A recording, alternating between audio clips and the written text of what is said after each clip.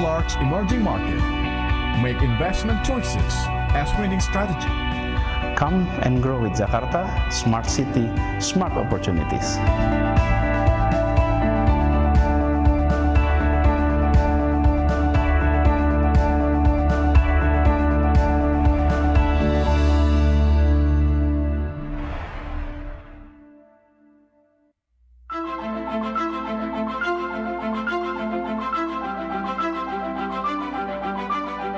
Kota ini adalah rumah.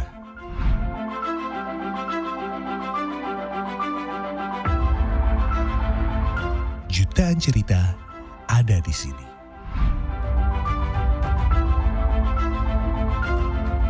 Keberagaman bukan halangan, melainkan simbol persatuan.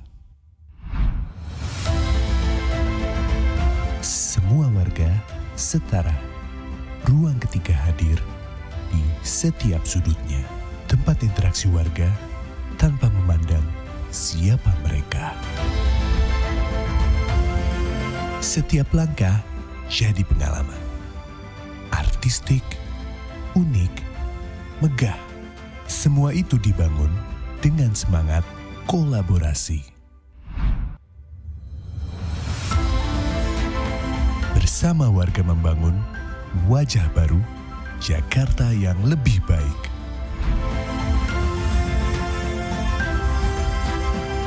Pelayanan terus ditingkatkan, teknologi turut berperan memajukan kota ini.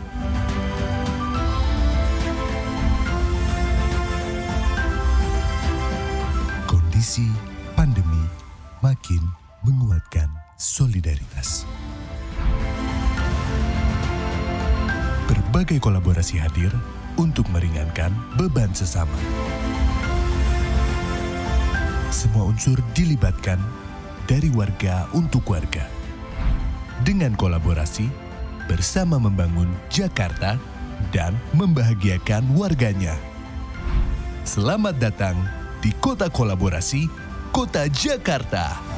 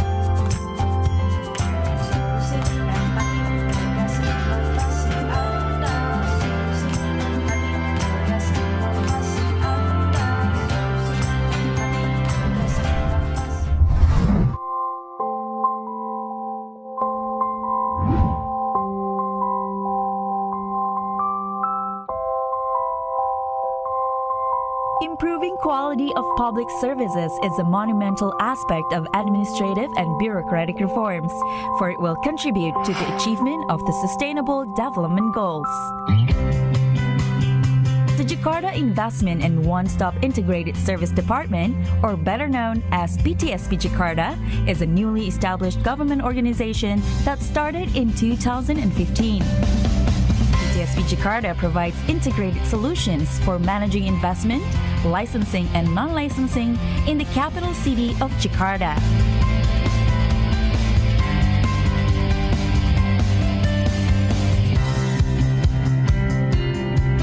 Our service aims to focus on three main priorities to achieve zero delay, zero complaint, and 100% service excellence.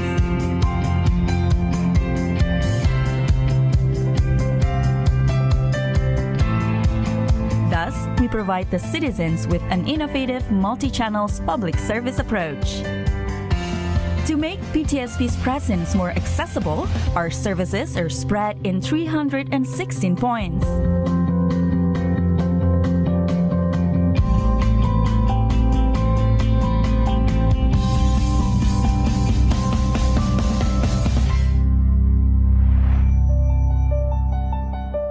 A 12-story building dedicated as a Jakarta Public Service Mall was built in 2017 to expand the function of one-stop integrated service.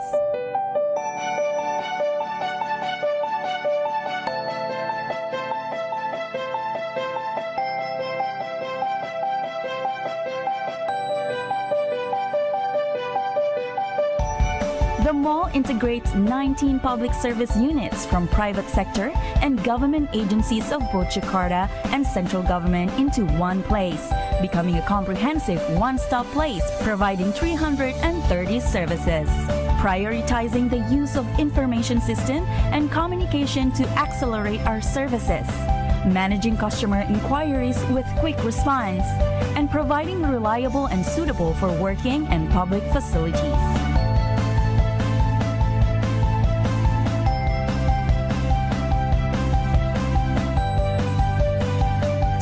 Committed in giving exceptional service, we hold onto values to provide solutions through empathy,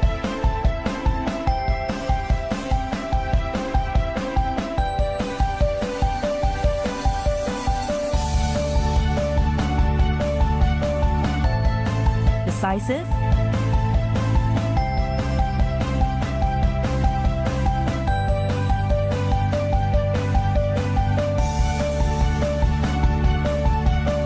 innovative,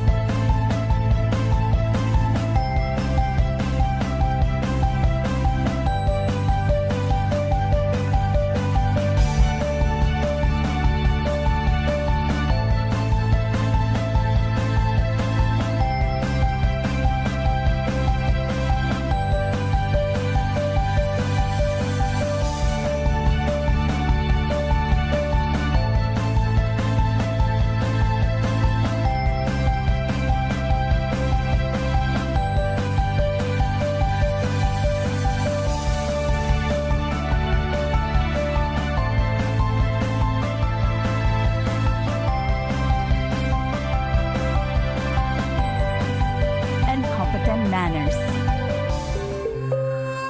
Setiap solusi empati tegas inovasi Anda.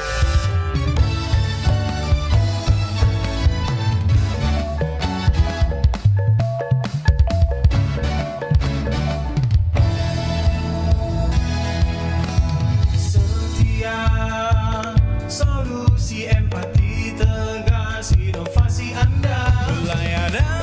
Jakarta Capital City Government will stay committed to remain trustful and wholeheartedly dedicate our efforts to fulfill the basic needs and civil rights to every citizen through providing quality public services. Bagi warga ibu kota, kerja tanpa lelah, memberikan yang terbaik dengan inovasi tiada henti, multi channel public service delivery 1500164 call center dan ajik siap.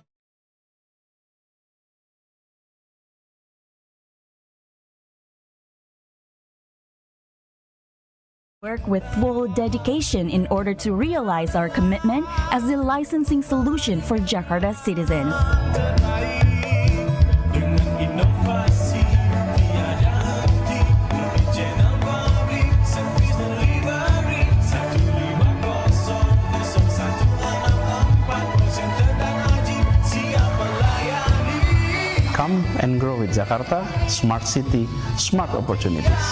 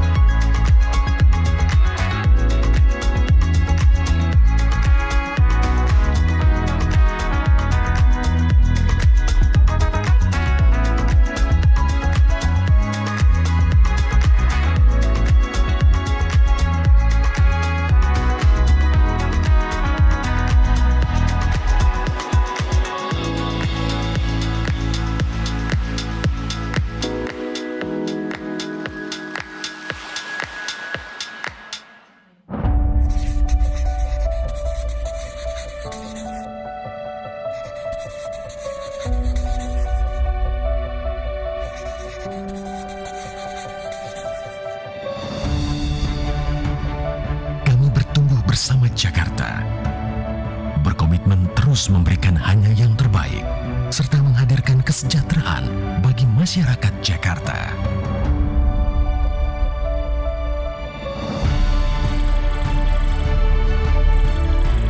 Untuk menghadapi tantangan ekonomi global yang tak lagi terbatas, kami terus berinovasi agar kami selalu dapat beradaptasi pada perubahan di sekitar kami.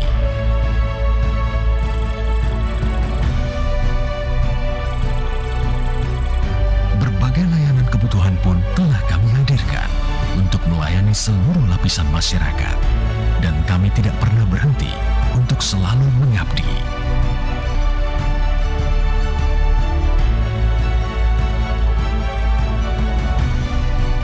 Diawali dengan berdirinya perusahaan tanah dan bangunan pada tahun 1969. Dengan terbitnya Peraturan Daerah Provinsi DKI Jakarta atas dasar kebutuhan akan properti yang memadai, fungsional, serta memiliki daya dukung pembangunan jangka panjang. Hingga perusahaan tanah dan bangunan terus berinovasi dan bertransformasi menjadi Perumda Pembangunan Sarana Jaya.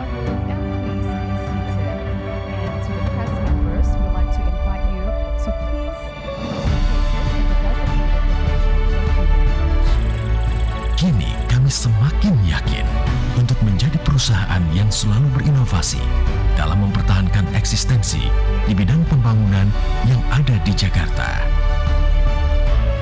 serta terus berkomitmen menjaga, mengkonservasi, dan membangun hanya yang terbaik bagi Jakarta.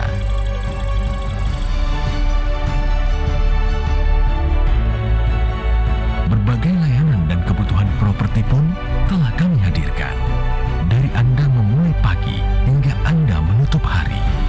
Mulai dari hunian, perkantoran, pusat perbelanjaan,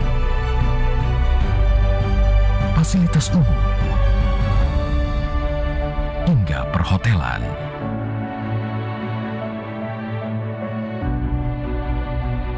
Dengan visi menjadi perusahaan pengembang yang terkemuka dan berkelanjutan di Indonesia, serta misi mengembangkan bisnis properti yang mendukung strategi dan program kerja Pemprov DKI Jakarta. Untuk menunjang pengembangan kawasan perkotaan yang bersifat modern, Perumda Pembangunan Sarana Jaya melakukan master plan dan rancangan master developer agar kedepannya proses rancangan induk kawasan perkotaan berjalan dengan baik yang bersifat strategis. Salah satunya melakukan pengembangan kawasan perdagangan terbesar se-Asia Tenggara, yaitu sentra primer Tanah Abang.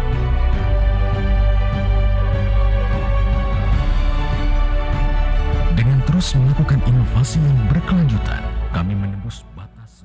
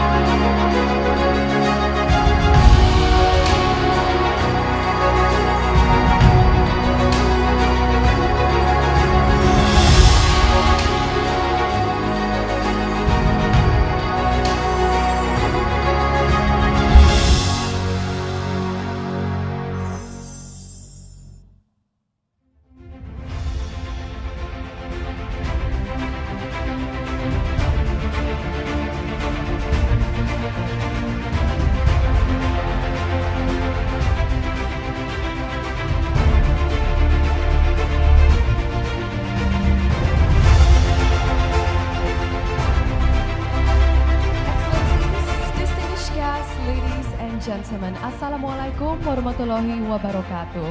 Good morning, ladies and gentlemen. Here at the heart of Jakarta, at the beautiful Fairmont Hotel, we welcome you to the Jakarta Investment Forum 2022. First and foremost, please allow me to introduce myself.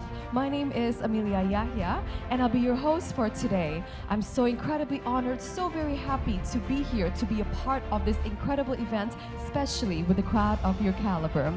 And ladies and gentlemen, for a little bit of your information, this event is live streamed via Zoom as well as broadcasted via YouTube channels. On our channels, that is the Pemprov DKI Jakarta and Layanan Jakarta. So, without further ado, allow me to extend our warmest welcome to our host. Ladies and gentlemen, let us say hello to His Excellency, Mr. Anies Rashid Baswedan, our beloved Governor of Jakarta. Let's give him a big round of applause. Good morning, Your Excellency. And ladies and gentlemen, we'd also like to extend our warmest welcome to our guest of honor, His Excellency, Mr. Ahmad Abu Talib, the Mayor of Rotterdam, whom will be joining us shortly, as well as the Honorable Head of Bank Indonesia DKI Jakarta Representative Office, Mr. Oni Wijanarko. His Excellency, Mr. Park Tae-sung, the Ambassador of the Republic of Korea to Indonesia. His Excellency, Mr. Kwok Fok-sung, the Ambassador of Singapore to Indonesia. His Excellency, Mr. If Hyang, the Ambassador of Cambodia to Indonesia. His Excellency, Mr. Padraig Francis, the Ambassador of Ireland to Indonesia. His Excellency, Mr. Francisco de Assis Aguilera Aranda, the Ambassador of Spain to Indonesia. His Excellency, Air Vice Marshal Muhammad Mustafizur Rahman, GUP NDC PSC, the Ambassador of the People's Republic of Bangladesh to Indonesia. And Her Excellency, Ms. Fauzia Andres Salman Al-Sulaiti, the Ambassador of the State of Qatar to Indonesia. Ladies and gentlemen, we'd also like to say hello to all the assistants of Provincial Secretary and all the officials of the Jakarta Capital City governments. So, without further ado, to start our day, I'd like to kindly ask you to please rise and be on your feet. And together, let us sing Indonesia's national anthem, Indonesia Raya.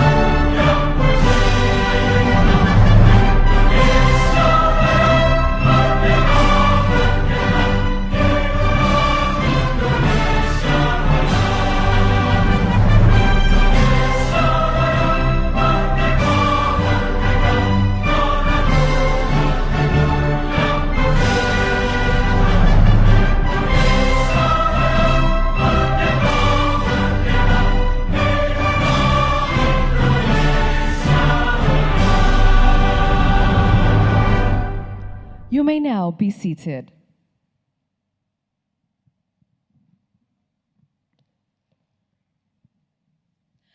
So, distinguished guests, ladies and gentlemen, when we talk about Indonesia, we of course can't separate the great facts that Indonesia is the world's fourth most populous country in the world.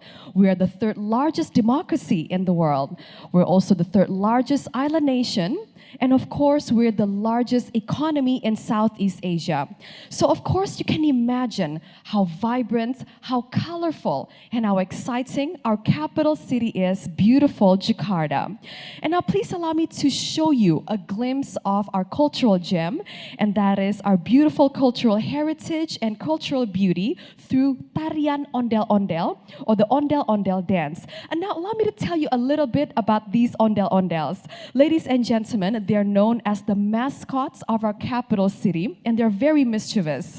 Ladies and gentlemen, they're usually celebrated and invited during celebratory events such as weddings and, of course, during events such as today.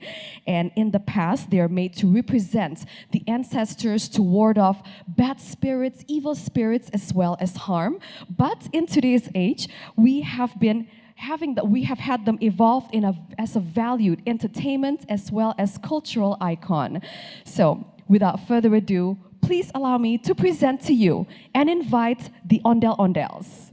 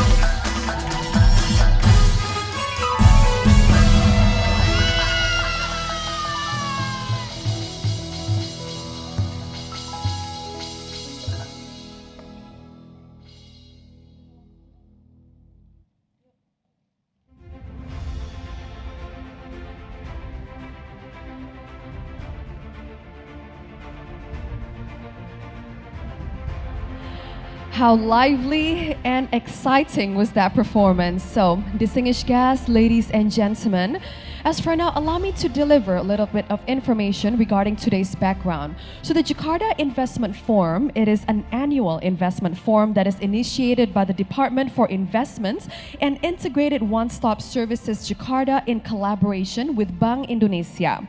Ladies and gentlemen, this year the Jakarta Investment Forum aims to be a part of the U20 or the Urban 20 Mayor Summit 2022 in the investment sector that aims to promote Jakarta as an investment-friendly city and a city of collaboration.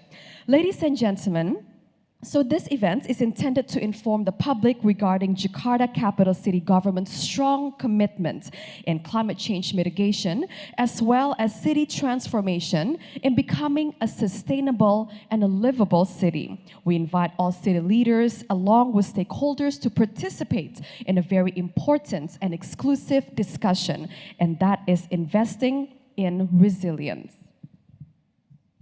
And ladies and gentlemen, I'm very delighted to show you a glimpse of what we're going to do today, our agenda. So from 9 a.m. until noon, until 12, we'll have an opening ceremony that will be followed by an insightful thematic discussions with our great speakers. And together, we're going to pick their brain.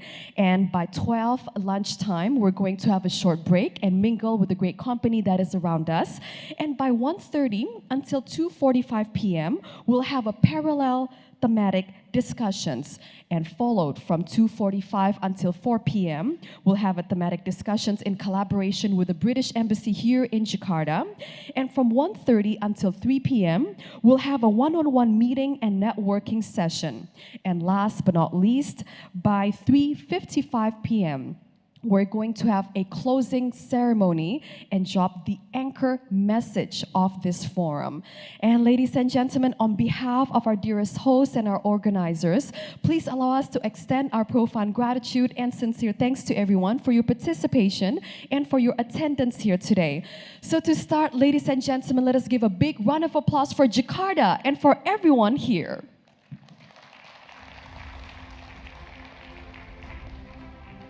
Thank you very much. So, ladies and gentlemen, on a fun note, as you come and enter the ballroom just now by the foyer, you may have come across what is called a Rebox. So a Rebox, it is a pop-up recycling booth that is located at the foyer area just outside the ballroom. A Rebox, it is a vending machine that basically eats our plastic trash and then converts or transforms them into points by Ricoh system. So, ladies and gentlemen, to start our beautiful day, let us listen to the committee report that will be delivered by the head of the Departments for Investments and Integrated One-Stop Services of the Jakarta Capital City Governments. Please allow me to invite to the stage Mr. Beni Agus Chandra. Let's give him a big round of applause.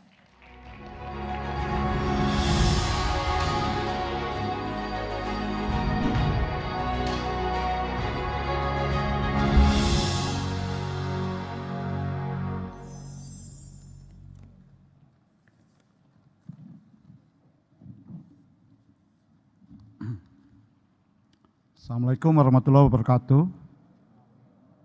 Peace be upon us. Good morning. The Honorable Governor of Jakarta Capital City Government, Mr. Anies Rashid Baswedan, Pak.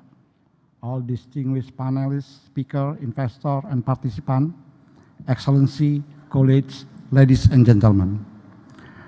On behalf of the Committee of Jakarta Investment Forum 2022, it is my privilege to convey my warm welcome and sincerely appreciation to our distinguished guests, speaker, panelists, collaborators, and all participants in attending Jakarta Investment Forum 2022. Please allow me to take this moment to briefly explain this event. Jakarta Investment Forum 2022 is our second annual investment forum that aims to promote and facilitate potential investors in exploring various sustainable projects in Jakarta to promote Jakarta as a global prominent city. This event is initiated by Jakarta Investment Center as part of Department for Investment and Integrated One-Stop Service, Jakarta Capital City Government, in collaboration with Bank Indonesia and Jakarta Investment Committee. Thank you, Pak Oni and Pak Tom, for support this event. This year, Jakarta Investment Forum takes investing in resilience as a main theme to answer the urgency of transforming urban development into more sustainable way in line with the global net zero emission target. The main event will be held in one day consisting of plenary discussion, thematic discussion, commitment collaboration signing, meet the leader, one-on-one meeting, and networking session. There are 7 regional-owned enterprises, including PT MRT Jakarta, PT Transportasi Jakarta, PT Jakarta Propertindo, PT Kawasan Berikat Nusantara, PT Jakarta International Estate Pulau Gadung, Jakarta Experience Board, and Perumda Saranajaya that are showcasing their 15 promising projects in Jakarta Investment Forum. Last but not least, we would like to thank you, our strategic partner, Bank Indonesia, and our collaborator, including panelists, speaker, and even partner in conducting this event. Once again, Jakarta Investment Forum 2022 invite you all to come and collaborate with Jakarta. Thank you. Wassalamualaikum warahmatullahi wabarakatuh.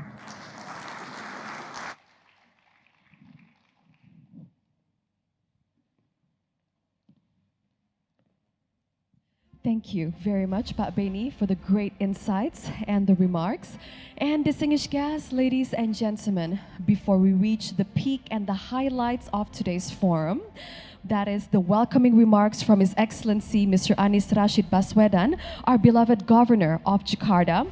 Please allow me to direct your eyes and your attention onto the screen and allow me to present to you a short video about Jakarta and the Jakarta Investment Forum 2022.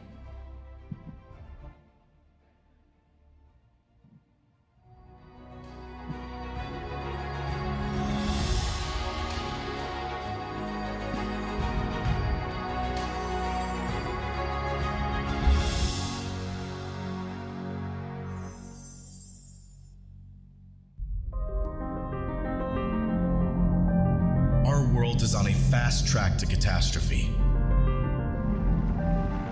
We are all on the same boat, racing against the crisis of our time, climate change. The lives of humankind are deeply affected.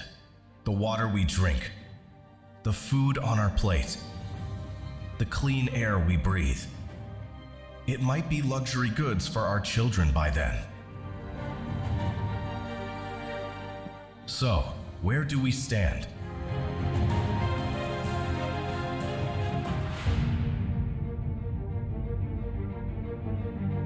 As the largest megapolitan in the Southern Hemisphere, Jakarta is home for 11 million people and 35 million more in its greater area. And we would like to keep this place we call home for generations to come.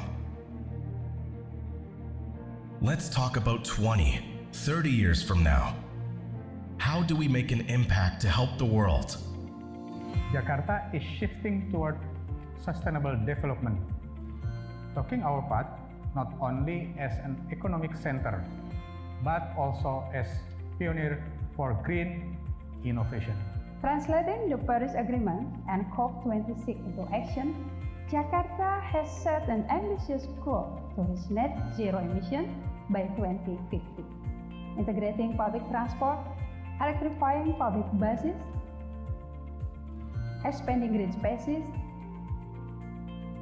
and developing low-emission zones as our initial step to achieve our vision. We are heading to the right direction, but we need to go even further. As an economic powerhouse, Jakarta is home of multinational companies with 8 million of productive workforce.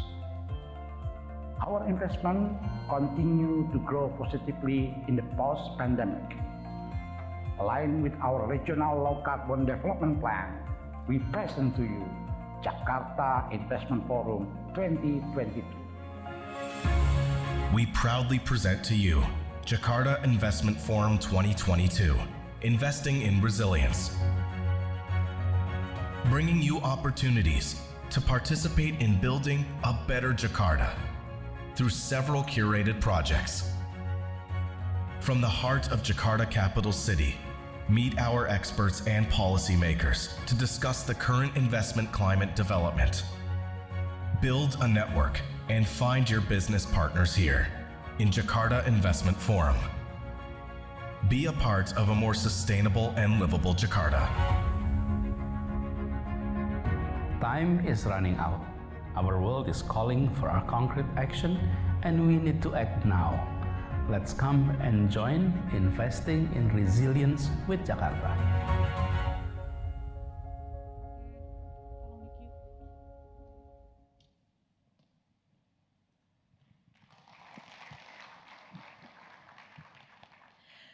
Distinguished guests, ladies and gentlemen, without further ado, please allow me to invite to the stage His Excellency Mr. Anies Rashid Baswedan, the Governor of Jakarta.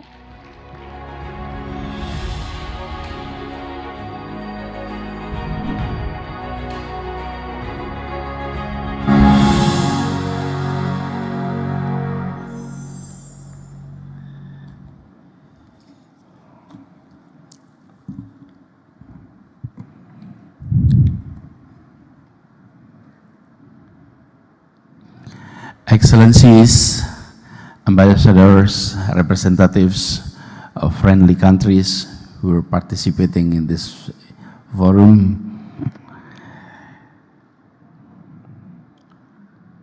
Senior Urban Development Specialist of the World Bank, Mr. Luis Miguel Treveno will be speaking in the first session.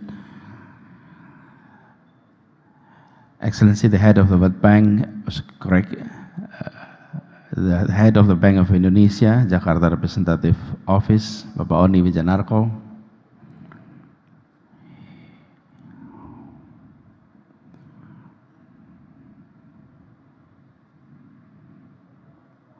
representatives from the coordinating ministers of economic affairs, and also from the ministers from the central government who are participating in this forum this morning. All participants, ladies and gentlemen, Assalamualaikum warahmatullahi wabarakatuh. Good morning, everyone. It is indeed a pleasure for me to welcome all of you, potential investors, participants, friends of Jakarta, friends of Indonesia, to the Jakarta Investment Forum 2022. This event is held annually. And this year, we are holding this event a day after the U20 session completed in Jakarta to make it as one package about Jakarta, its future, and its engagement to the world. So we are having this event today, and yesterday we completed our first session of the U20 because the second session is now taking place in West Java, and we're grateful with the result yesterday. Last year, the Jakarta Investment Forum, the theme was strengthening the post-pandemic economic through collaborations. We elaborate on three main focuses at the Jakarta Investment Forum 2021. Those are urban health, urban mobility, and urban tourism. But today, this year, we're deciding to have a theme of investing in resilience.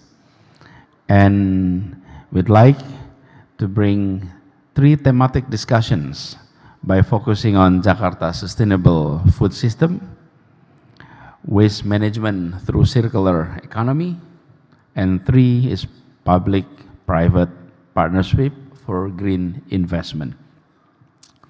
We decided to use this subject, these topics, and having a conversation on this so that we will be in line with our G20 summit that is recover together, recover stronger. And also those are the same topics that we have been discussing at the U20. Distinguished guests, ladies and gentlemen, allow me here to share some of Jakarta challenge. It was mentioned earlier during the brief recorded messages that we are embarking on a journey to make Jakarta a more livable city. And greenhouse gas emissions is one of our key challenges.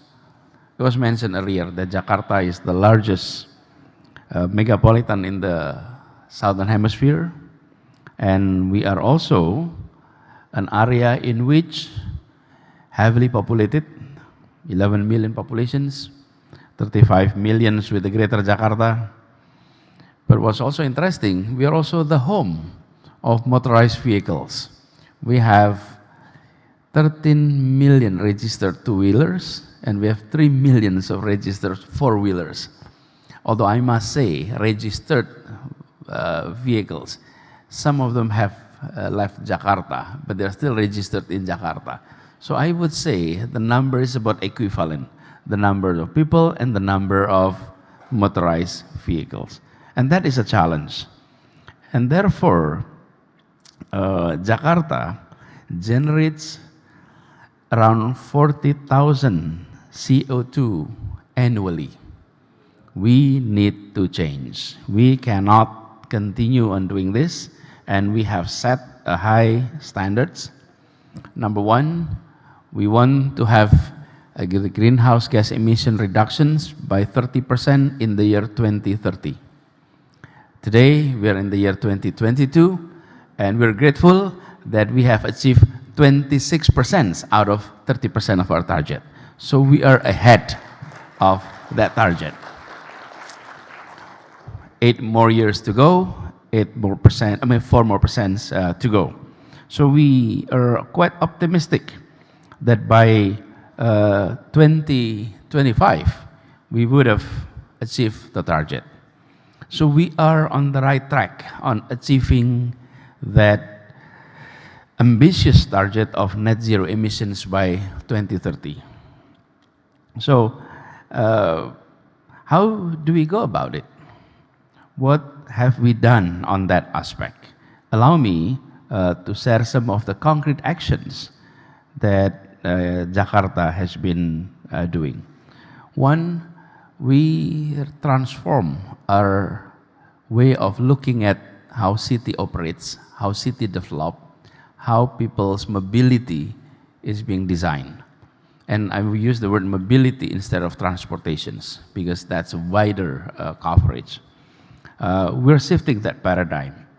And shifting that paradigm is a tremendous challenge because we have been using the old paradigm for decades. It's like you used to be writing with your right hand, and then now you're learning to write with your left hand. And that requires tremendous effort to actually change the mindset, change the way we work, change the way we operate, change the way we look at things. And I often tell our friends, we got to think like a stranger, but act like a native. We have to ask questions that had never been raised. We have to look at things from completely different perspective.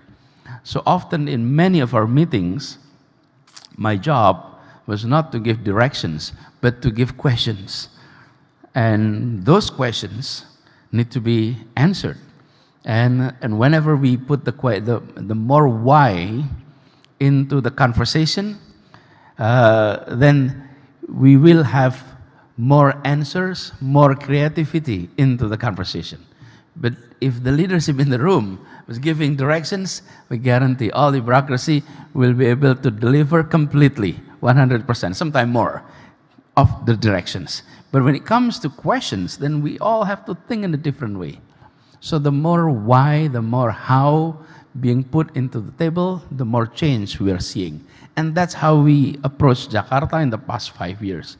So whenever you're seeing all these changes, It is not a single man idea. It is a collective effort, and it is through a very rich discussion, conversations that often were overlooked whenever we come to a conclusion that things have changed.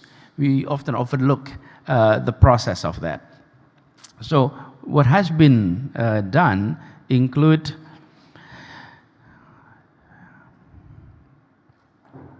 transforming our public bus network, which is explained earlier, designing transit-oriented development areas, and then electrifications of public buses, and then we're talking about revitalizations of cycling infrastructures, which was absent earlier, and then building waste and water treatment facilities, applying energy efficient appliance, and so on. But all of this were done in the past few years, many I can say, but let's look at initial indicators. We have seen quite a positive sign from the public's response. Let me give you one example. That our daily ridership of public transport used to be around 350,000 per day. It was in 2016. By 2020, it reached 1 million per day. That's tripled. And I often mention, if we doubled our fleet, if we triple our fleet, it's simply saying we have the fiscal power and we have the commitment to increase our capacity. But if you triple the ridership, it means the behavior of the public is changing. And that's what we want, and that's what we would like to push even further. 1 million is not the end. Our target is 4 million daily riderships. But we are on that track. This needs to continue. And then expansion as well. The coverage used to be around 42%, now 82% of Jakarta is covered by public transport. And then we're talking about expanding pedestrian path. I mean, you have witnessed Jakarta, we have more sidewalks nowadays, and not only surrounding Jalan Sudirman area, which is the downtown and the central business district, but also elsewhere. In terms of kilometers, around 240 kilometers. In miles, about 160 miles. So, and then bike lines, and then bike sharing blocks, and all of that. And those transformations, we're grateful with ITDP.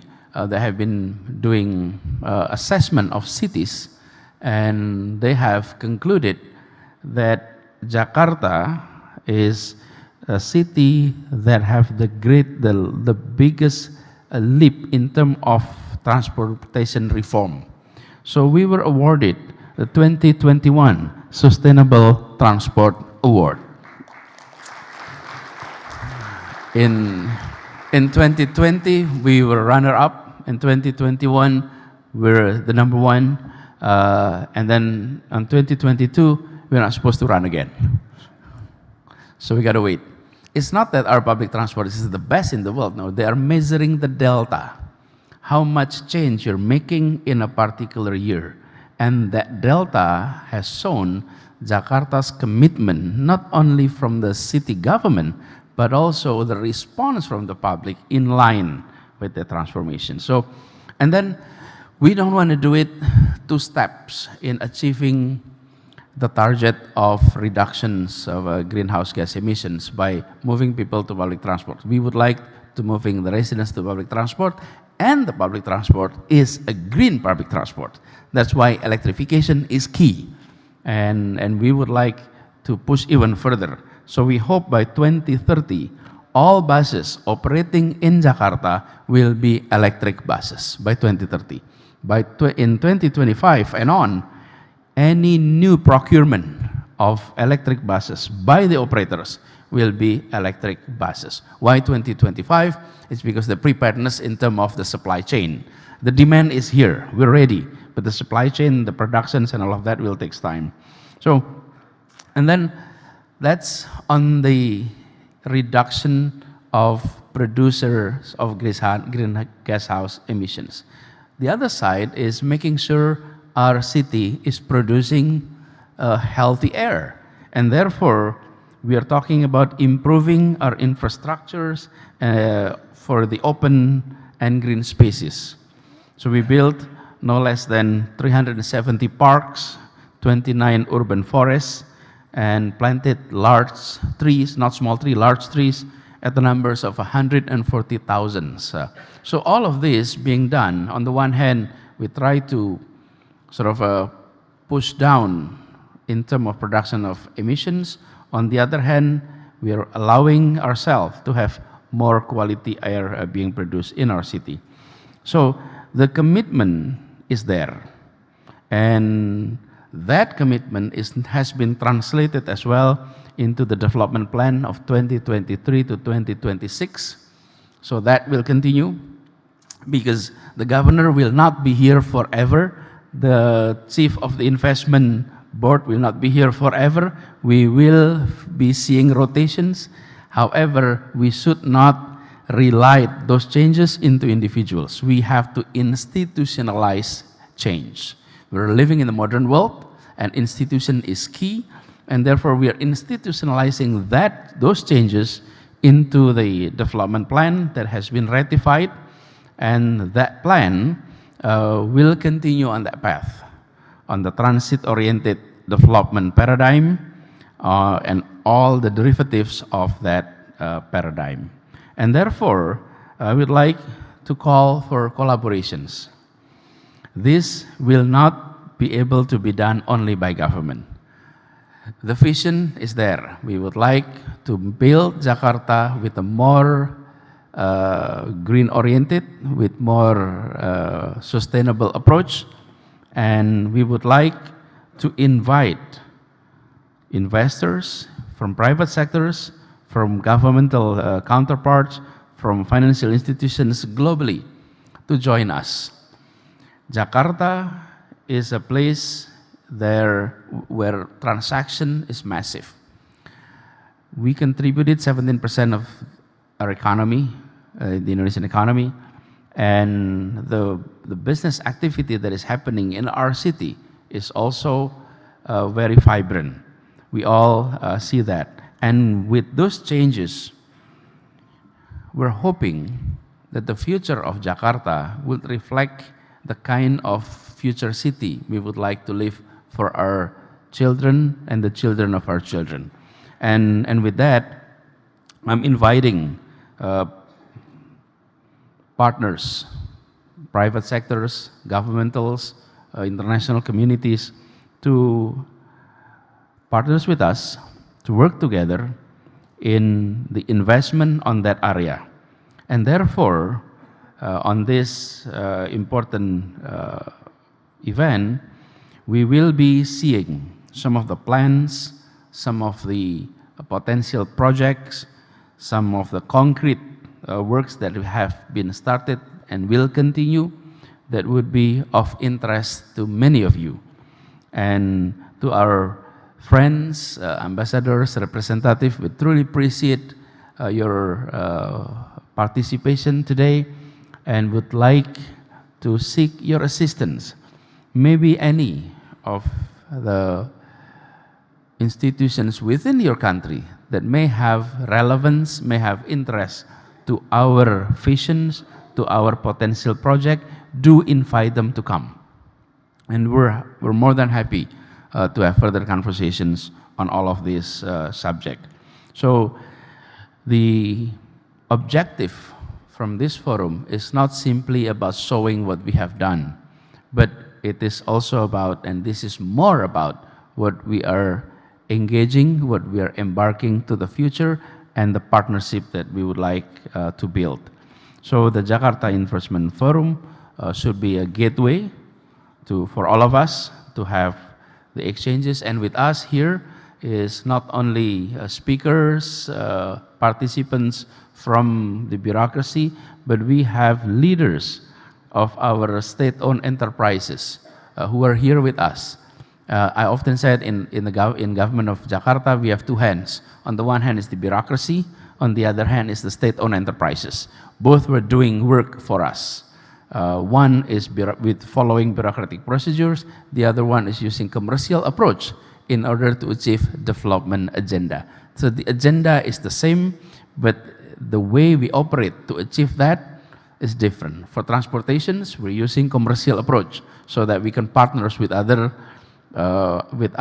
institutions. When it comes to some of the work that market cannot function, then we're using the bureaucracy where market fails to address. So on that, I truly appreciate your participation this morning. And on behalf of the Jakarta Capital City Government, I would like to appreciate your participation. Thanks, and I believe the goals that we are aiming is the goals that is beyond just government aspirations. It is for the benefit of all.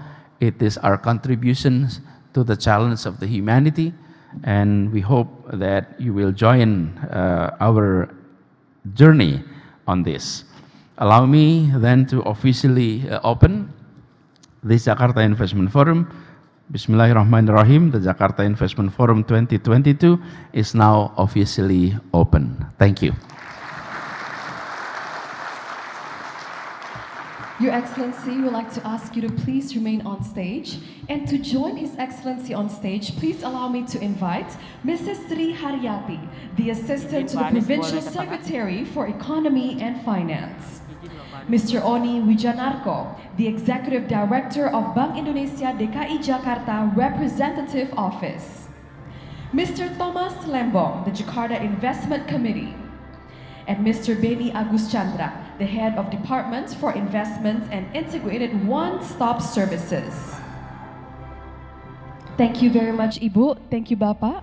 We'd like to invite you to please come up on stage along with His Excellency, Mr. Anies Rashid Baswedan.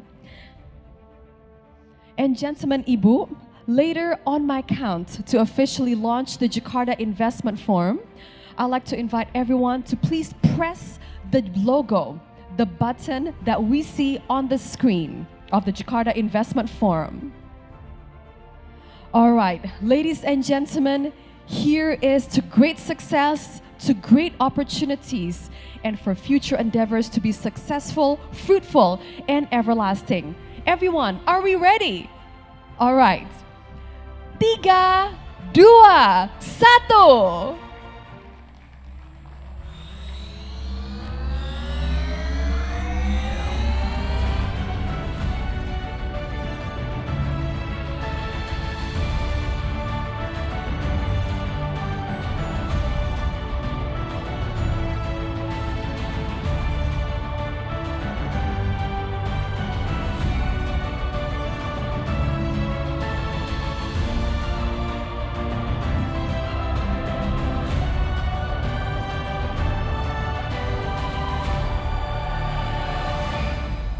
Ladies and gentlemen, with this, the Jakarta Investment Forum 2022 is officially open. And Your Excellencies, I'd like to invite everyone to please stand at the front of the stage and let us capture this beautiful moment with a group photo session together. Kami persilahkan kepada teman-teman media sekalian dan teman-teman fotografer sekalian untuk mengabadikan momen ini.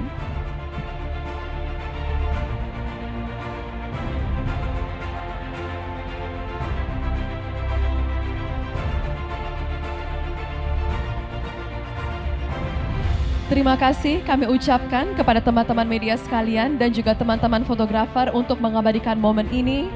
This is it, ladies and gentlemen, the official launch of the Jakarta Investment Forum 2022. Terima kasih, ladies and gentlemen. Let's give them a big round of applause.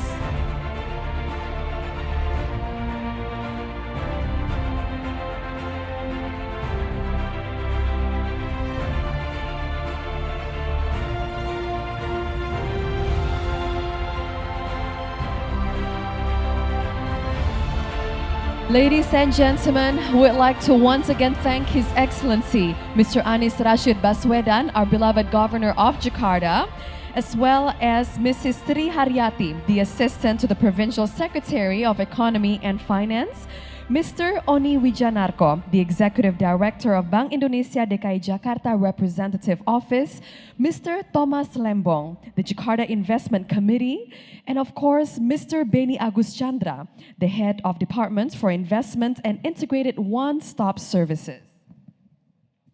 Ladies and gentlemen, we'd like to also thank everyone, every single one of you. Ladies and gentlemen, please allow us to thank you for your participation, for your attendance, as well as for your support here today. Without your support, this forum would not be possible. And ladies and gentlemen, on that note, we'd like to ask you to please stay until the end of our event because we have so many insights to deliver. And one of them, let us officially start and get down to business on our first plenary session. And that is our plenary discussion. Ladies and gentlemen, this next session will be conducted and moderated by our great moderator, Ms. Desi Anwar. The plenary discussion will highlight several key points and drive each guest speakers to examine some of the core and important issues, an array of issues surrounding Indonesia in becoming a potential hub for green investment initiatives in Southeast Asia, as well as to empower Indonesia's green initiatives towards a more sustainable economic growth, enhancing Jakarta's global partnership towards a more livable and sustainable and resilient city, an international city benchmarking, and that is Rotterdam's strategy in building a future of prosperous city, and Jakarta's strategic and much-needed plan to attract more global investments to accelerate Jakarta's green transition towards. And ladies and gentlemen, on this session, we're going to be inviting an array of speakers, and that are the experts that are much more knowledgeable regarding those very subjects. And they are His Excellency Mr. Luhut Binsar Panjaitan, His Excellency Mr. Dodi Budi Waluyo, His Excellency Mr. Anies Rashid Baswedan, His Excellency Mr. Ahmad Abu Talib, and His Excellency Mr. Luis Miguel Triveno Chanjan. So, without further ado, it is with the greatest honor and pleasure that I shall welcome our moderator. Let us give a big round of applause for Ms. Desi Anwar.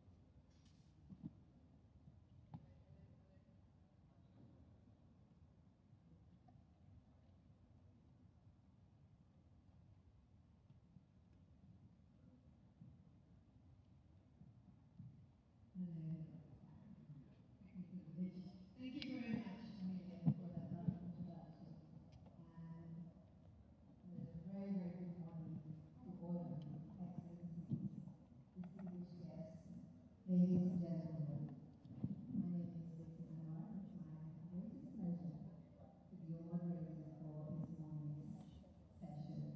And I just would like to say, this is a really great honor for me to be moderating this Jakarta Investment Forum 2022 in person, because we've had 2 years of doing things online, doing things by Zoom, and it's so lovely to see once again Jakarta finally experiencing some of the good things or the bad things, whichever way we're looking at it, that we didn't have the last couple of years, which is traffic.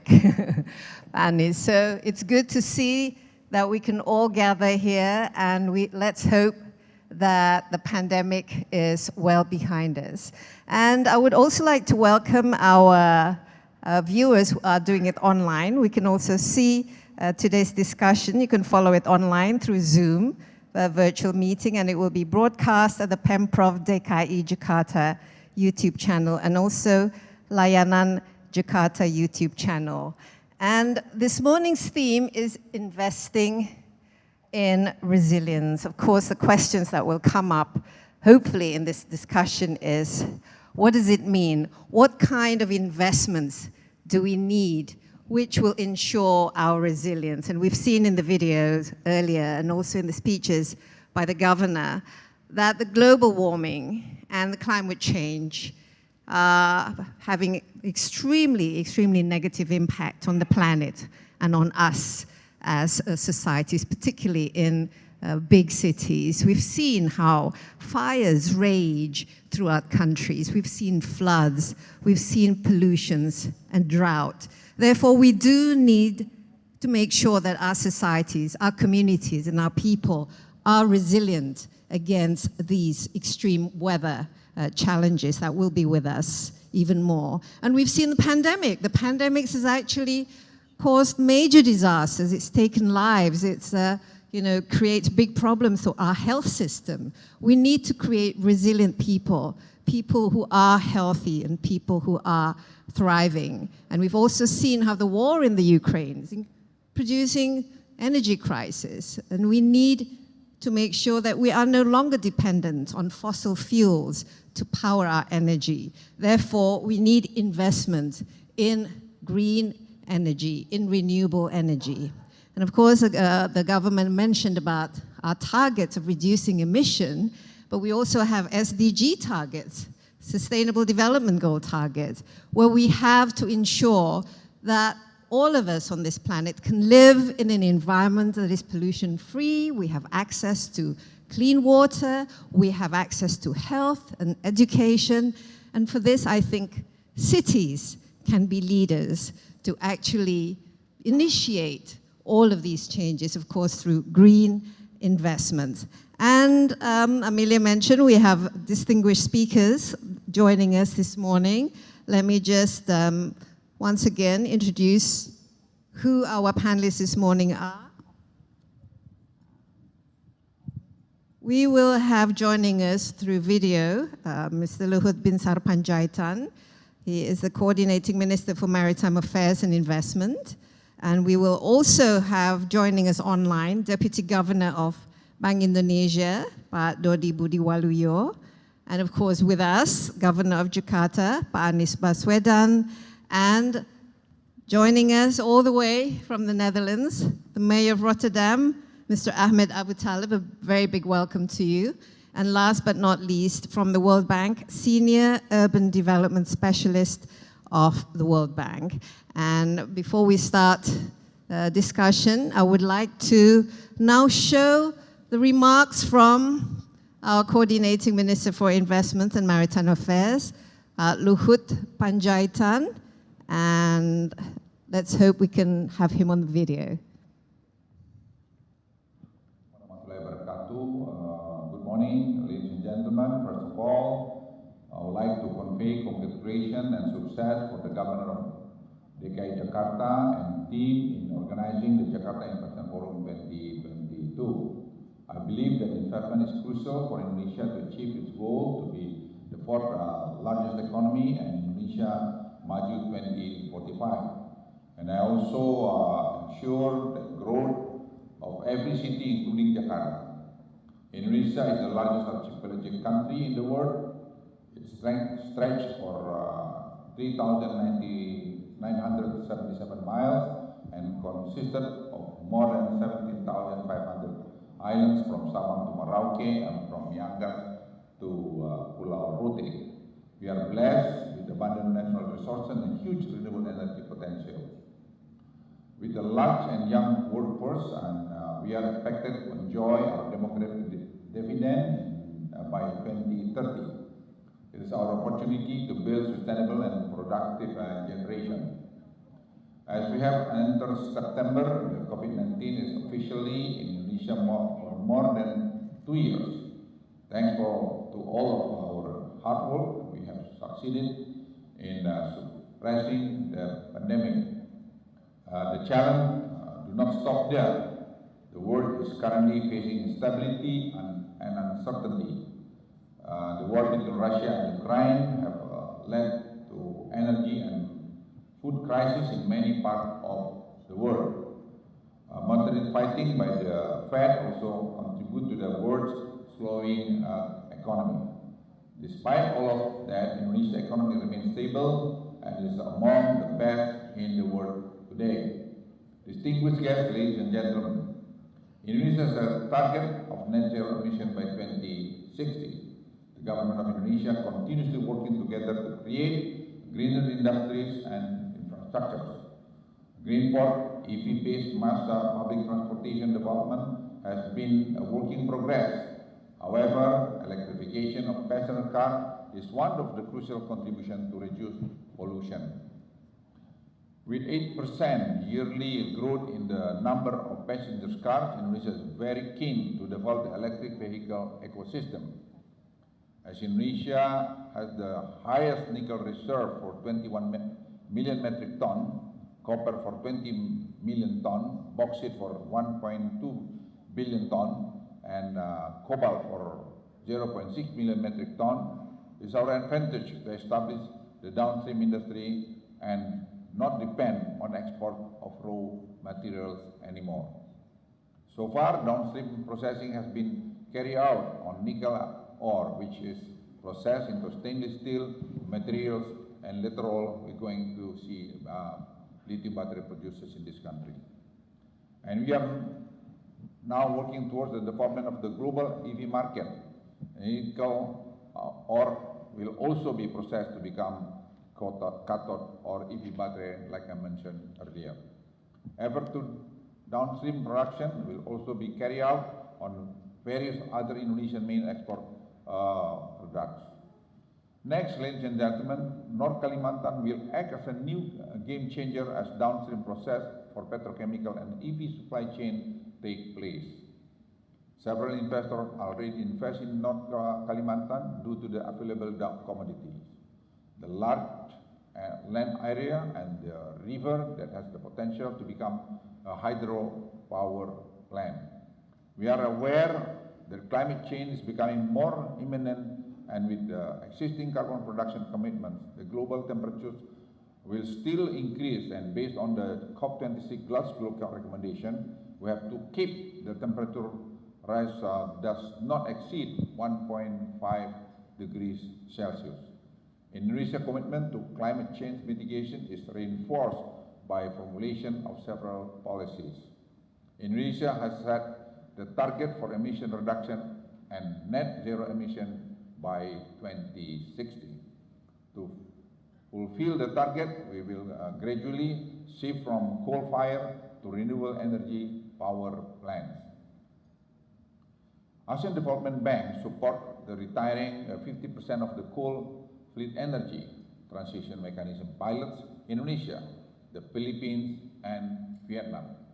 This initiative could out 200 million tons of CO2 annually, the equivalent of taking 61 million cars off the road, and hopefully become one of the biggest carbon reduction programs in the world. Based on RUPTL, Indonesia commits to reach 51 renewable energy in 2030 by increasing the contribution of solar, hydro, and geothermal power plants. Total of 5.5 gigawatt early retirement will be possible before 2030, with 8.58 billion investment in US dollar. We have been working with donors and investors to help support the initiative to reduce overall generation emissions.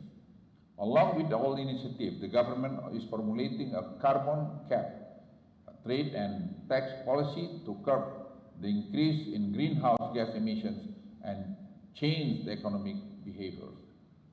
The carbon tax will be imposed on the coal-fired power plants with cap and tax after doing cap and trade mechanism. Distinguished guests, ladies and gentlemen, from a regulatory perspective, the government has prepared various reforms to support investment that can drive Indonesian economic transformation. The government also ensures that it will continue to prepare attractive incentive schemes to encourage investment, both for domestic investors and foreign investors.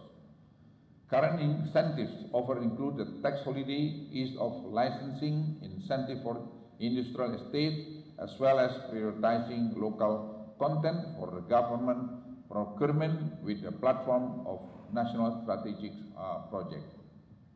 Going forward, Indonesia will continue implementing beneficial transformation to support climate change initiatives. and structural reform policy to increase the overall productivity of the economy, including human resources development, R&D development, infrastructure development, and improving the investment climate. In the end, I would like to reiterate that we cannot escape from global challenges that are becoming more complex and dynamic every day. Therefore, we need to adapt and recognize opportunity from any challenges. Thank you. Wassalamualaikum warahmatullahi wabarakatuh. That's our Coordinating Minister for Investment and Maritime Affairs, Pak Luhut, is unfortunately currently unable to be with us. He is in Bali on a G20 matters, but I think we can see and hear from his speech there are plenty of investment opportunities in Indonesia. And indeed, Indonesia can actually reduce its emission by 41% in 2030 with international support. Now, I would like to invite our first speaker for this morning's session. We have Luis Miguel Triveño, Senior Urban Development Specialist of the World Bank. If you would like to come and join me on the stage. And Luis has led and executed social, urban and rural development reform projects in over 25 countries in Europe, Asia, Africa and Latin America. Luis, I'll give you 10 minutes to give your presentation before the next speaker.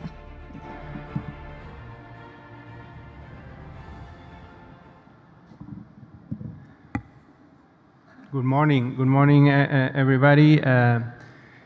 Governor, thank you for the invitation. Excellencies, ambassadors, authorities from the central and local government, ladies and gentlemen, on behalf of the country director of the World Bank, Satu Kakonen, who cannot be here, I'm delighted to be here to share with you a little bit of the vision and the plans and the actions that the World Bank is taking on this important area of responding to climate change, and as our moderators just said, responding to climate change and doing everything else that we were already supposed to be doing.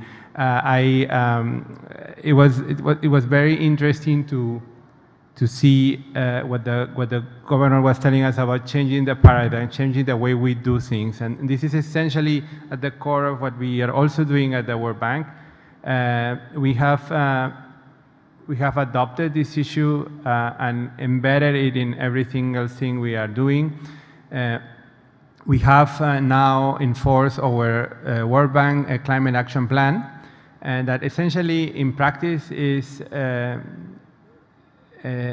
making us dedicate by 2025 32% of the World Bank balance sheet to climate finance. So 32% of what we do is going to be focused on climate finance, and half of that, so $50 billion, will be focused on adaptation. And so this important corporate commitment is cascading down to the regions and the sectors, to the countries, and is reflected, and it's going to be reflected in the work we do with the national government and the local governments all over the world, and in Indonesia too. One important piece for the discussion today is that as it happens in Indonesia or elsewhere in the world, the greenhouse gas emissions generated by cities are the largest component of the situation, no? And so the cities have been identified as one of the 5 transition systems that need to be tackled. So what we are doing around the world is we are supporting every single country to develop country climate and development reports. And the idea is to elevate this topic at the highest level. So it's at the strategic level of the conversation. What are the challenges? What needs to be done? But as yesterday we had an event where the government also participated, where he mentioned that probably there is only one thing that is worse than a vision without a plan, and that is a plan without financing. So what we are trying to do is, with these plans, we are trying to translate this through policies, regulation, and investments for countries and cities to decarbonize and build resilience. In terms of changing the paradigm, this means that for years, for decades, we were only trying to build back better. The changing paradigm is that we need to now build better before. So it is not, and because climate change is not erasing all the other development goals, it means also that in terms of a paradigm, it's not an either-or discussion anymore. It is a yes and discussion. So it is climate change and everything else, which will bring me to one point at the end I would like to make is about how we finance this infrastructure. No? So this is a good practice that is taking place all over the world. London has done that with its first integrated environment strategy for the city in 2018. Istanbul has an interesting experience because they started with an original plan, a new mayor came in, and the ambition went even further, and they also tried to move from policy to implementation and action.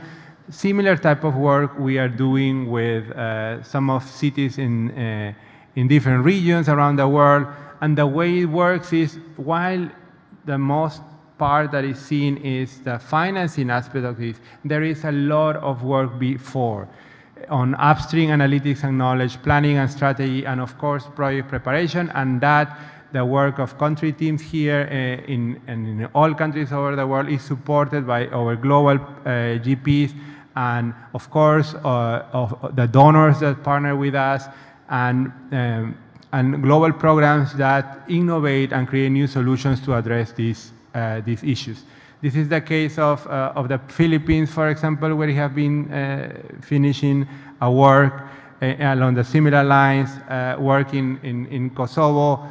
Similar work, of course, could be done in cities in Indonesia. Now, as I said before, visions and plans are good, but plans without investments are all can get outdated and can become meaningless, no? Particularly for those that need to benefit from them. So what we have been thinking about at the bank, in the urban disaster risk management and land teams, is how we need to rethink what we do so far. And the idea is we need to start thinking about how the right mix of investments implemented in the right sequence and in the right location can transform cities, deliver shared benefits, contribute to mitigation and adaptation. And the fine print is how to make all this, how to make more with less, how to do this with the least public funding and the most private financing.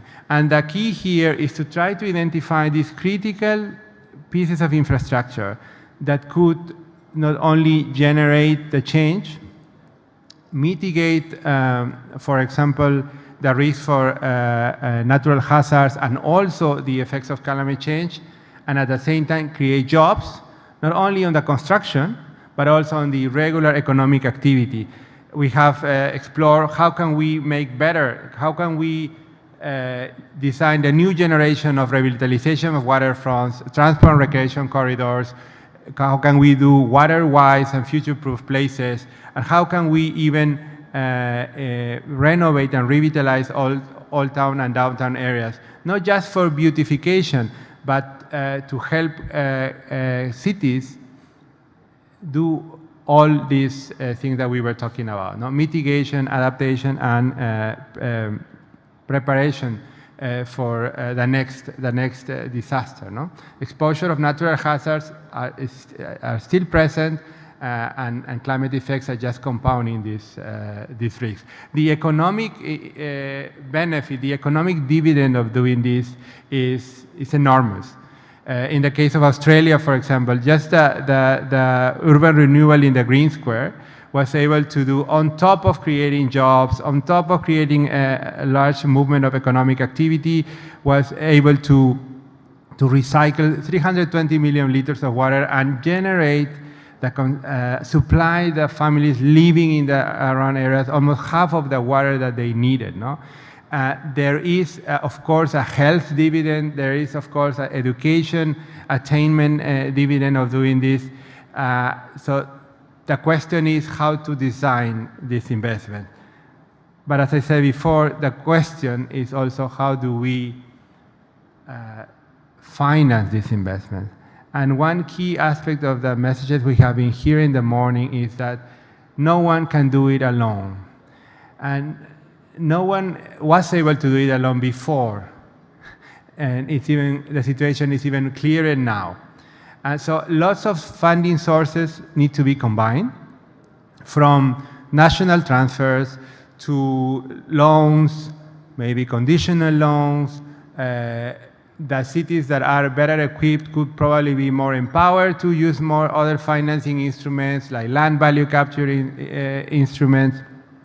And at the same time, cities that are in the process could be empowered with a capacity and resources to improve their own source of revenue. At the same time, it is important that local governments have the means to partner the private sector, to enter into agreement with the private sector, to manage their public assets better. Because the investments are going to be so large, that's going to be key. And I would just conclude with one point. This means a change of paradigm, as I said, from building back better to building better before. But it also, from the side of the authorities and in all over the developing world, there is one thing that will be key. In the example of Sydney that I mentioned, the most important investment, infrastructure investment, you could not see because it was under the water. It was not the buildings, it was not the park, it was not the public space. The most important was the micro-tunneling that made the magic work. The transformation of Bilbao that we also analyzed yesterday, the most important investment was cleaning the water of the river. It was not the Guggenheim Museum. So this is also a change of paradigm. We need to be able to invest in infrastructure that is going to be difficult to inaugurate because it will be hard to organize an opening or a launching. This is also a little bit of a change of paradigm, but it is one of the key elements for the success of investing in resilience. The World Bank is, of course, ready to partner, continue and strengthen the partnership with Indonesia, and of course, all the important stakeholders. Thank you very much for this opportunity. Thank you very much, Luis. And there's yes, big hands, please. There's a lot of food for thought, obviously, here. Would you like to take a seat next to me? And I think you raised some very, very important points that we can discuss more in the question and answer session. But what is clear is that plan without financing is not going to go anywhere. And the other thing is that we should not, climate change and growth should actually go hand in hand. It's growth and the reduction of emission, not either or. And our next speaker, I would very much like to welcome on the stage here to join us, coming all the way from Rotterdam, is Mr. Ahmed Abu Taleb, Mayor of Rotterdam, and Mayor Abu Taleb has been Mayor of Rotterdam since 2009, if I'm not mistaken, and Mayor Abu Taleb also received the 2021 World Mayor Prize for his commitment to treating all people as Rotterdammers, regardless of their origins and backgrounds. And apparently, thanks to him, Rotterdam has grown to be an open and progressive city with a strong emphasis on circularity, sustainability, and innovations. Mayor Abu Taleb, it looks like we have a lot to learn from you. The floor is yours. Thank you very much. Assalamu alaikum wa rahmatullahi ta'ala wa barakatuh. You may be ask yourself a question, how is Ahmed Abu Taleb a Dutch mayor? Correct. I'm born in Morocco, as a matter of fact, and I'm happy to see that the Moroccan ambassador is sitting over there. Thank you. And I migrated to the Netherlands with my parents in 1976. So I'm an immigrant, in fact. And it's thanks to that great nation with that great tolerance idea that a Muslim can be a mayor in a mainly not Muslim country. That says something about the tolerance and acceptance in the country where I live. So I'm a kind of a chip that is made in Morocco and programmed in the West. So that type of combination. So try to use a kind of wisdom, which is in Arabic language a better word for it, which is al-hakama. Try to use the word al-hikma wal-hakama for al-hakim to do good things in my city and by doing that in my country. I would like to share a couple of thoughts with you. Being now 17 years government official, a couple of years in the national government, vice mayor in Amsterdam, and now 13 years mayor of Rotterdam. First of all, I would like to congratulate the city of Jakarta for the major developments of last 5 years. I'm now for the 5th time in Jakarta, and I see really fascinating progress. So thanks to Governor and your predecessor, the actual president, and your staff in the city. And yesterday evening I was walking in Pasar Baru. Just walking. I have the ambition to walk 10,000 steps a day. So when you sit in a conference room like this one, there's no space to walk.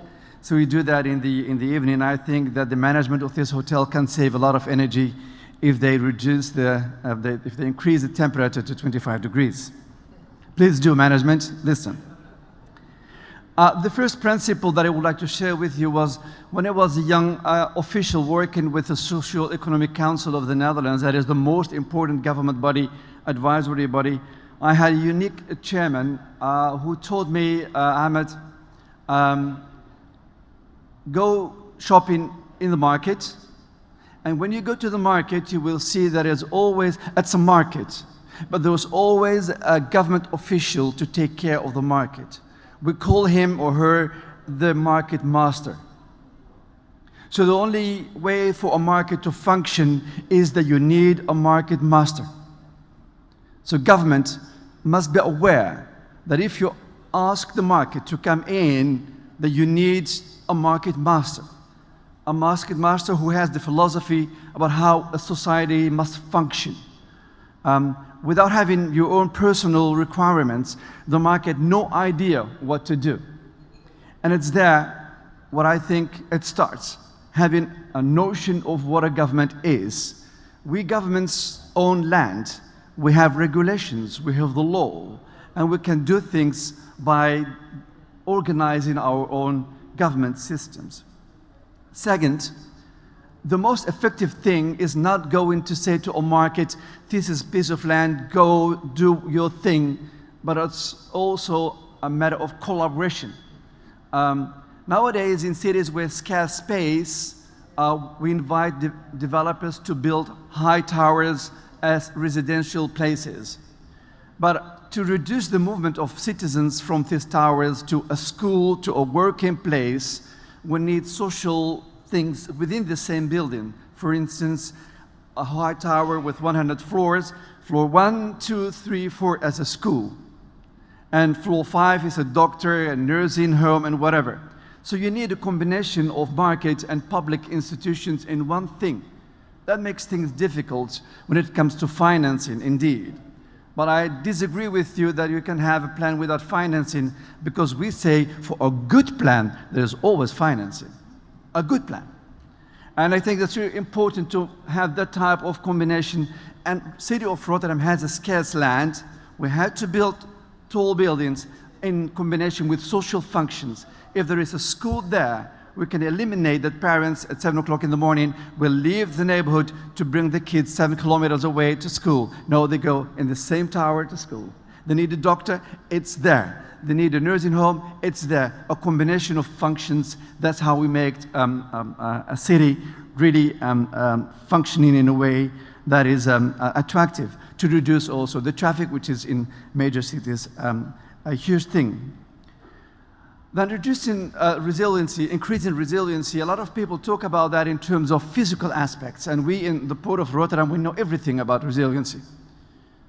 The city is -6 meters below sea level. So building solid dikes and levees is really important. But on the other hand, I believe that increasing social resiliency is more important.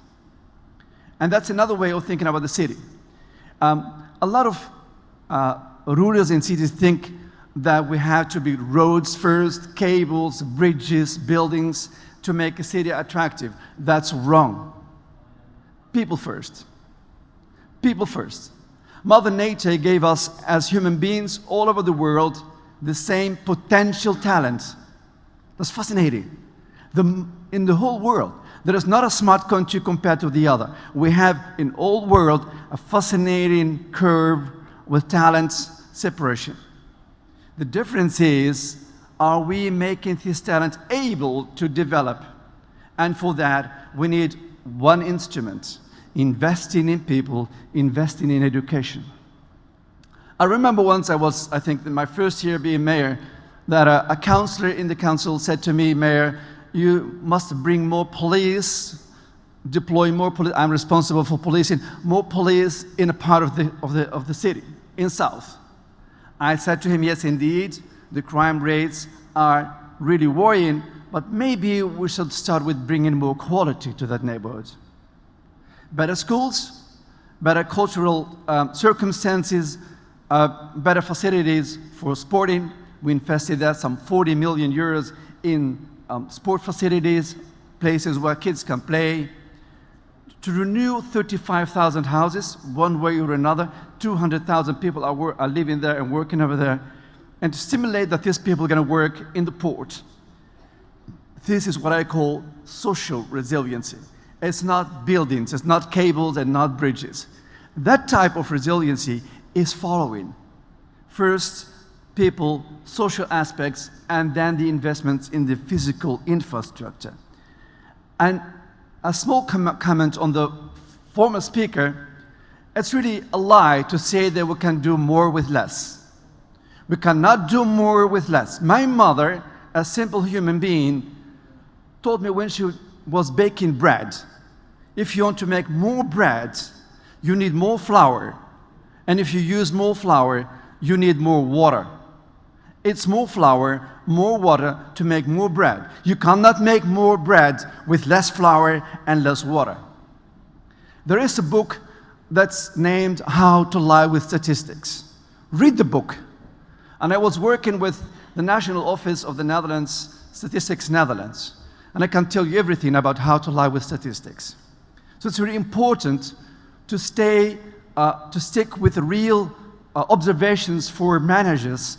Don't tell them that you can do more with less. That's not possible. And every mathematician can tell you that it's not possible. So for us as responsible people, the only thing we can do with limited resources is making choices. That's what we have to do. That's truth. We cannot do more if we have limited resources. Then it's either education, also sports, of other things, but you cannot do more things with limited resources. If P multiplies Q is constant, then you have two variables. The P and the Q are the variables, but the C is constant, and the constant is our budget. And the guy over there is knowing everything about the budget of Jakarta. If that budget is constant, you cannot do more. That's the reality.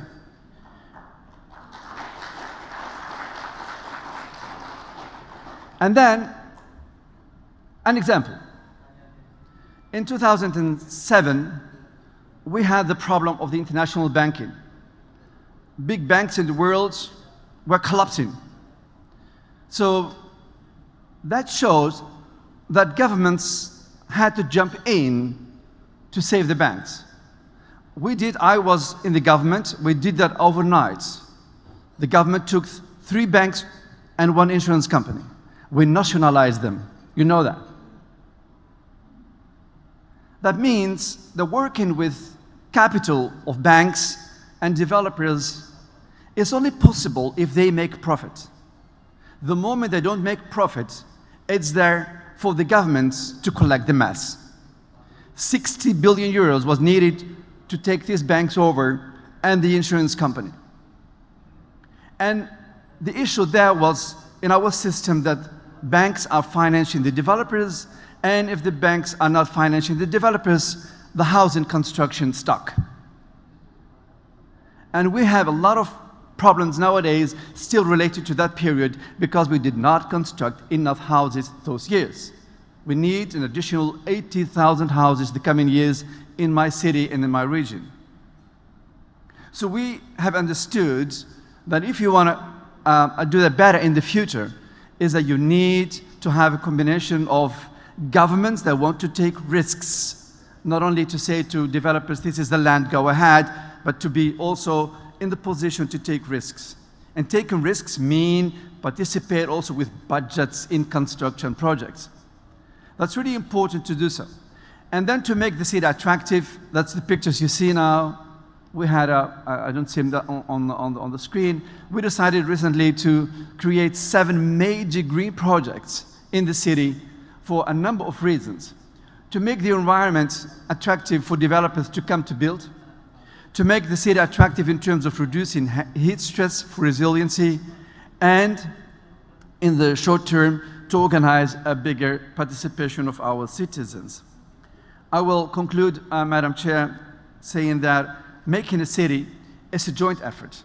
We have in the Netherlands now 30 billion euros waiting, government money, to increase production of CO2, to increase the production of hydrogen, to reduce CO2 emissions, and to regenerate, this is the port of Rotterdam, how the way we make the port green in the future. And there is no government money to do that in the port because the port is generating its own money to do that. We need regulations to do that better. And I put an emphasis on education of countries and youngsters and systems. If you want to fight corruption, it starts with education. Corrupted people are not coming from the moon. They are a result of our society, of our culture, of our civilization. And it's there where the Quran is saying, أعوذ بالله من الشيطان الرجيم لا يغير الله ما بقوم حتى يغيروا ما بأنفسهم. The status of a society never changes until the society is working to change its own behavior. Thank you. Thank you very much, Mayor. Very big hands. Come and join us. And I like what you said about, financing. If the plans are good, there will always be financing. Of course, when we talk about resilience, it's actually putting people's social resilience first before physical resilience. And I think we can learn a lot from you, Mr. Mayor, because you've been mayor for what now, 13 years? 13 years. So this is a kind of sustainability. If you have, doing, for year after year after year, and then sticking to it with the right policies, then I think this is something that we can learn in Indonesia. And our third speaker is from Deputy Governor of Bank of Indonesia, Pak Dodi Budiwaluyo. He will be joining online. So do we have him on Zoom? Is Pak Dodi with us? Hello, Pak Dodi. Good morning. Good morning. It's sad that you're not with us, but I'm sure we are looking forward to your presentation. Pak Dodi, your 10 minutes is, floor is yours.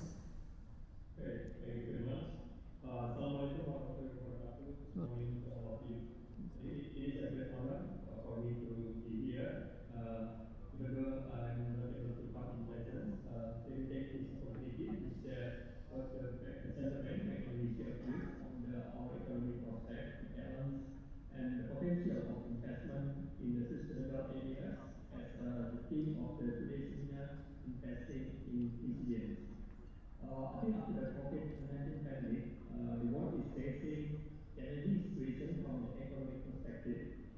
Increasingly prominent risk is the risk of the starvation.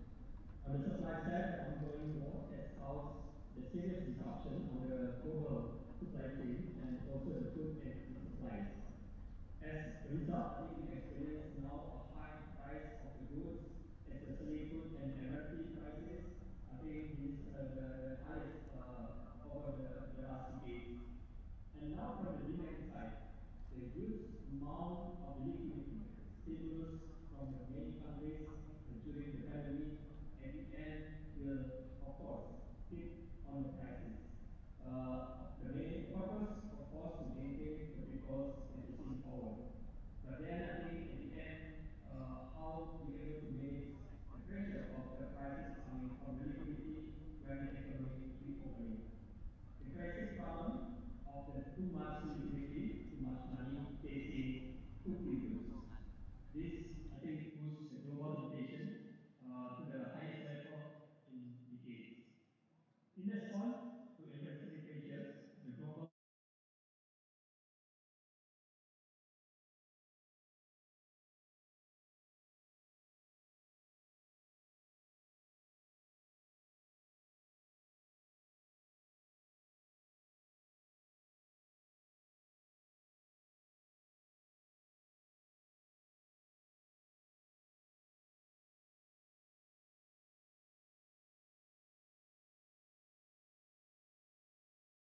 reached 5.45%, 5.44%, significantly above the previous projection. Even the realization in the first quarter, 5.01%. Moving forward, I think the solid economic growth is expected to persist. Several early indicators in July, August 2022, and also the latest of the Bank Indonesia surveys continue to point to further improvements in terms of the consumer confidence, the retail sales, and the manufacturing purchasing manager index. The export performance as of July 2022 remain a positive territory despite the global economic slowdown.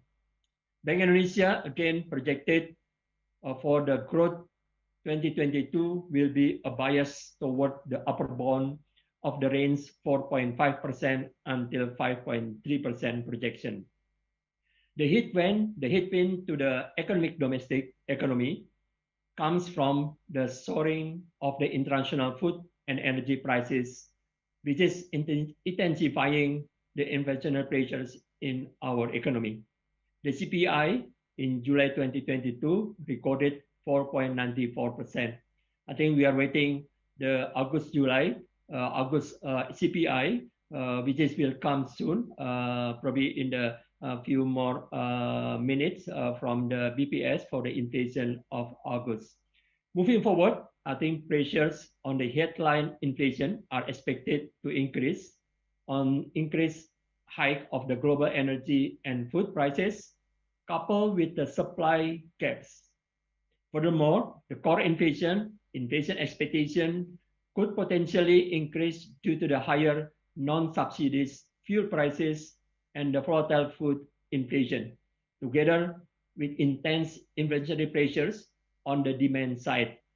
Such developments are expected to push the inflation in the year 2022 and the year 2023 beyond the target 3% plus minus 1% corridor. And I think the close policy synergy between the government and the Bank Indonesia to manage inflation is importantly continue needed. Ladies and gentlemen, the short-term challenges that arise and occupy our focus often distract from the longer-term issues we are addressing with the structural reforms. Under current conditions, our commitment to continue the transformation will be tested. The structural reforms include initiatives to create greener and more sustainable economy. Action must be taken swiftly since the climate change and also environmental degradation, if not dealt with, will pose a threat bigger than the pandemic with severe and costly economic and social consequences. In the current condition, with the declining of the public revenues and the constraint in the financial market, I think investing in human capital and new green technologies needed for the transition to a sustainable economy becomes more challenging and also more costly. In this context, financial markets play an important role to ensure financing for sustainable investment, to offer decision-useful information for investors and policymakers, and also to manage and share climate risks. It is therefore of the utmost importance that the Sustainable Finance Agenda address not only the issues of the accessibility and affordability of finance, but also the technology and know-how as well. Global cooperation is essential to tackle these challenges. Considering that the sustainable finance is a cross-cutting issue, Indonesia presidency in the G20 led global ambitious action set out in the G20 Sustainable Finance Roadmap. The roadmap sets the building blocks for advancing sustainable finance in support of the goals of the Paris Agreement and the objectives of the 2030 Agenda. It articulates key priorities to help scale up sustainable finance and improve access of the international financing facilities for sustainable development. Sustainable financial instruments, or called as a SFI, have grown rapidly over the past 10-15 years, but financing gap for the climate transition and other sustainability goals remains very large. To this end, the Indonesian presidency will work to ensure that the roadmap address how to make sustainable finance more accessible and affordable for developing countries.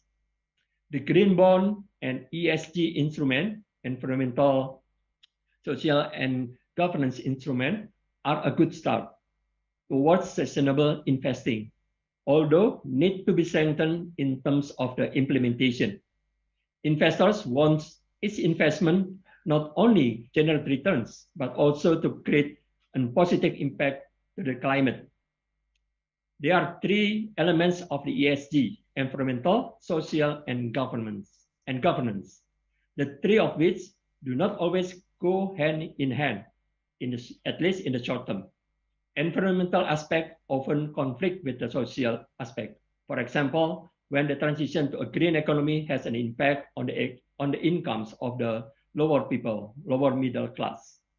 Next example, the phenomenon of the greenwashing creates a contradiction between instruments that are labeled with the green and conflict with the governance aspect because they are not used for activities that have an additional positive impact on the green economy.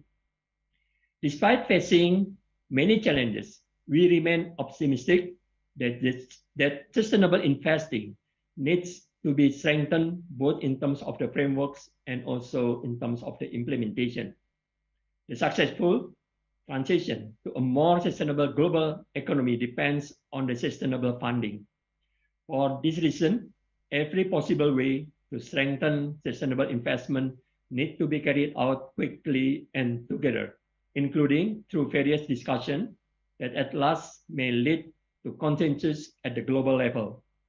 ESG strategies are still in their early stages and development compared to the traditional equities and corporate bonds. Nevertheless, ESG is essential for institutional investors, not only for climate-related policy and financial reasons, but also for their reputation and leadership in pushing sustainability agenda going forward. I will take the last time for giving some outlining what Bank Indonesia strategies to increase the sustainable financial instrument SFI. First, the importance of developing instruments of the green finance and investment to foster sustainable and inclusive economic growth. The second, the importance of developing an ecosystem of sustainable finance instruments. This could be realized with the support of all relevant parties through incentive and disincentive policies while building resilient infrastructure, including other critical elements such as green taxonomy, verification process, green certification bodies, and green rating agencies. In conjunction with the government, Bank Indonesia will develop a green ecosystem in Indonesia through policies and support for green money market instruments, green and inclusive financing for the MSMEs, as well as a sustainable Sharia economic and finance. The third, capacity building programs and continuous technical assistance are essentially needed to increase the understanding and expertise of all parties. The successful of the SFE developments will be determined by strong collaboration and mutual support among all stakeholders. From investment perspective, Bank Indonesia also supports the Asian Green Bond Fund from the Bank International Settlement, BIS, at Basel, and invest in financial assets that meet ESG criteria. From a macroprudential perspective, Bank Indonesia also supports the green transformation through lower green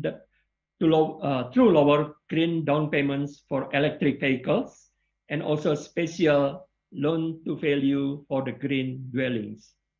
To improve the financial literacy, Ministry of Finance, Bank Indonesia, Indonesia FSA, OJK, and LPS are collaborating to organize the leading Indonesian financial literacy. We call it as a LIKE. The event was held online, consisting of a series of talk shows discussing the role of financial markets and retail investors in sustainable development, as well as various investment issues. The events will take place in 3 series.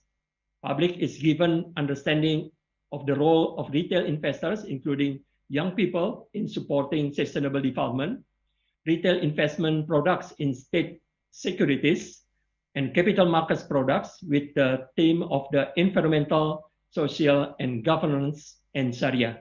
And the third aspect of the customer protection and how manage finance wisely and sustainably.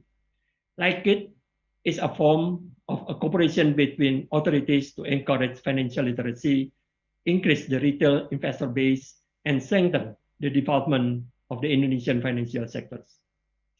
I may stop here and thank you.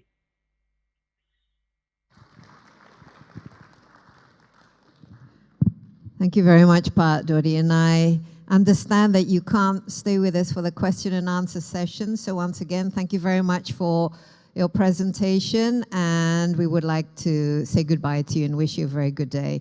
But I think the message we got from Pak Dodi's presentation is that sustainable financing is absolutely key, especially since energy transition is very, very costly. And also the important thing is to focus on human capital development as well as technology. Last but not least, I would like to invite the host of our program this morning, the Governor of Jakarta, Pak Anies Baswedan. Would you like to come and join us on the stage? Pak Anies, the floor is yours.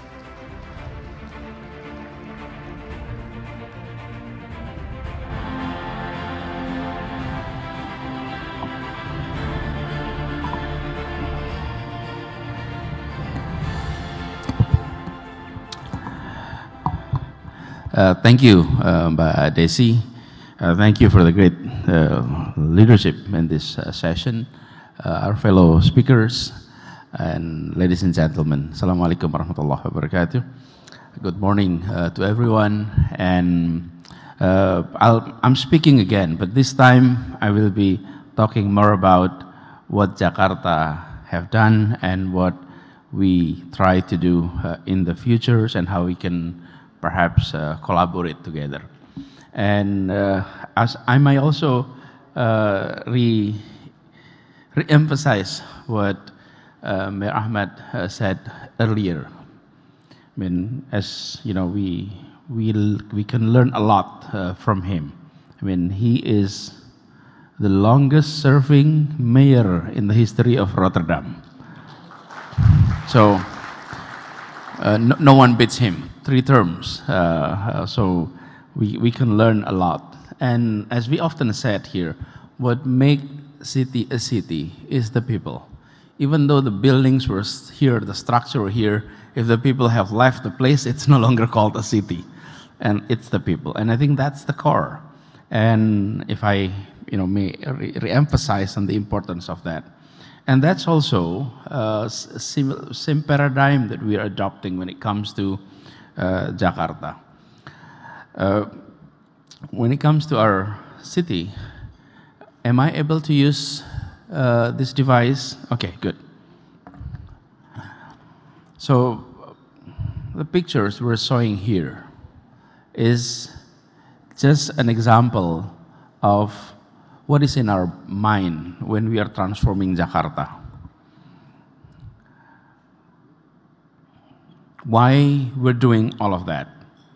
Look, this is just a brief fact about our city.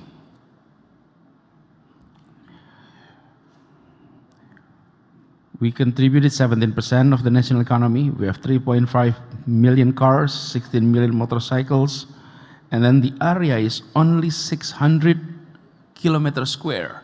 So it's 30 by 20 kilometers. And the last one, we produce waste at the daily rates of at the average around 7,500. 7,300, 7,800, that's the average 7,500 tons of waste every day. And for millions people are commuting every day.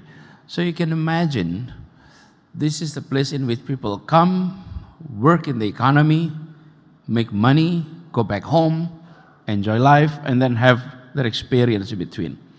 So we sort of look back and think, how do we divide or how do we classify where people are in our city? So we come up to the approach that there is first space that is at home, second space is at work or at school, and third space is where we can get together.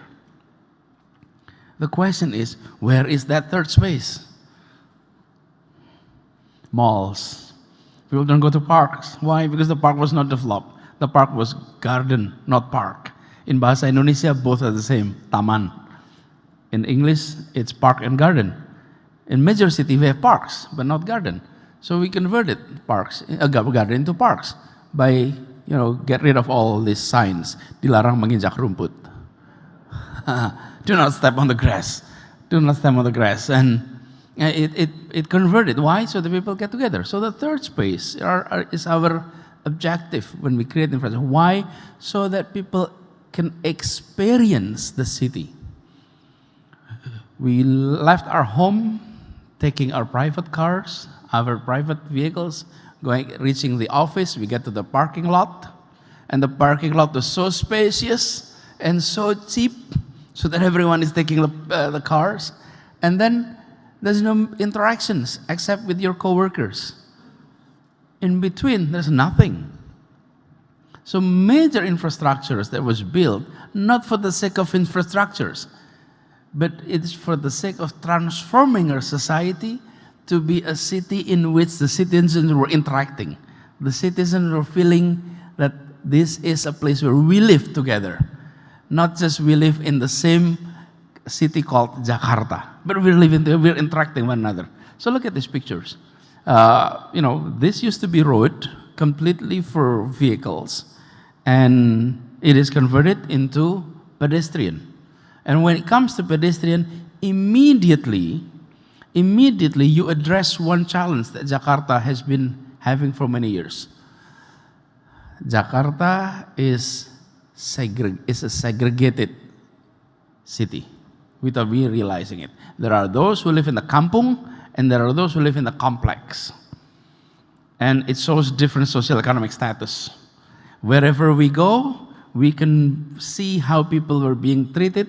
Where they park, it reflects their status in their socioeconomic rank. If you can do valet, then you're doing good. It's because valet is expensive, but it's easy.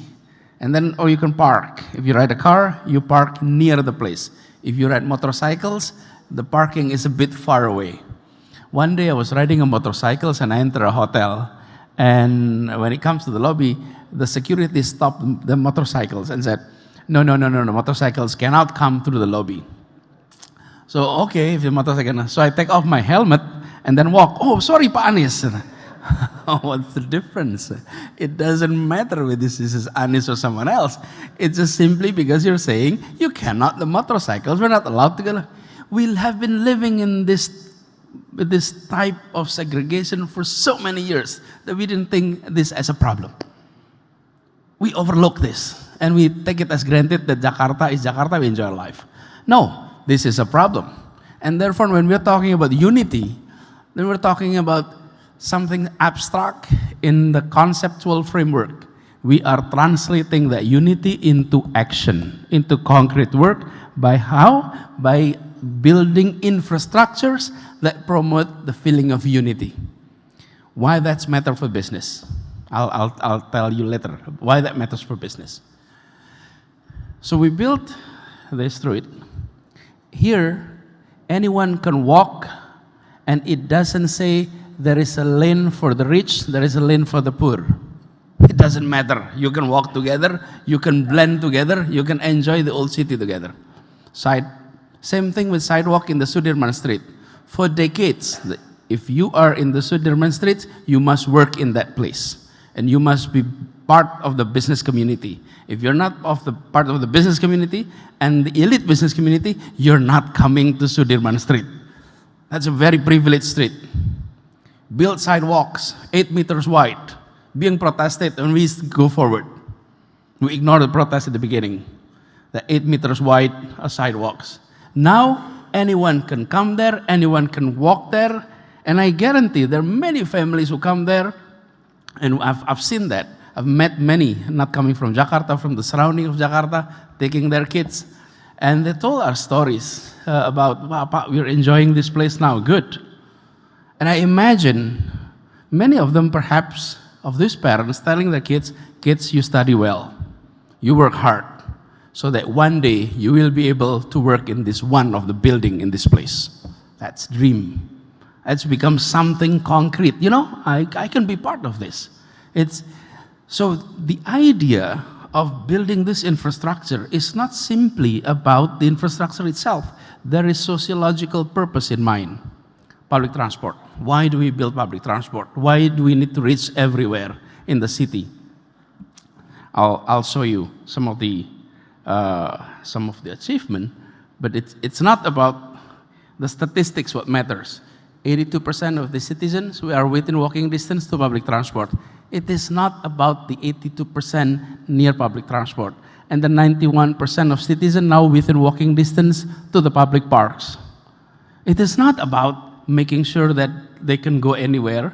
That is not the only or the main objective. The main objective is this, to create the feeling of equality.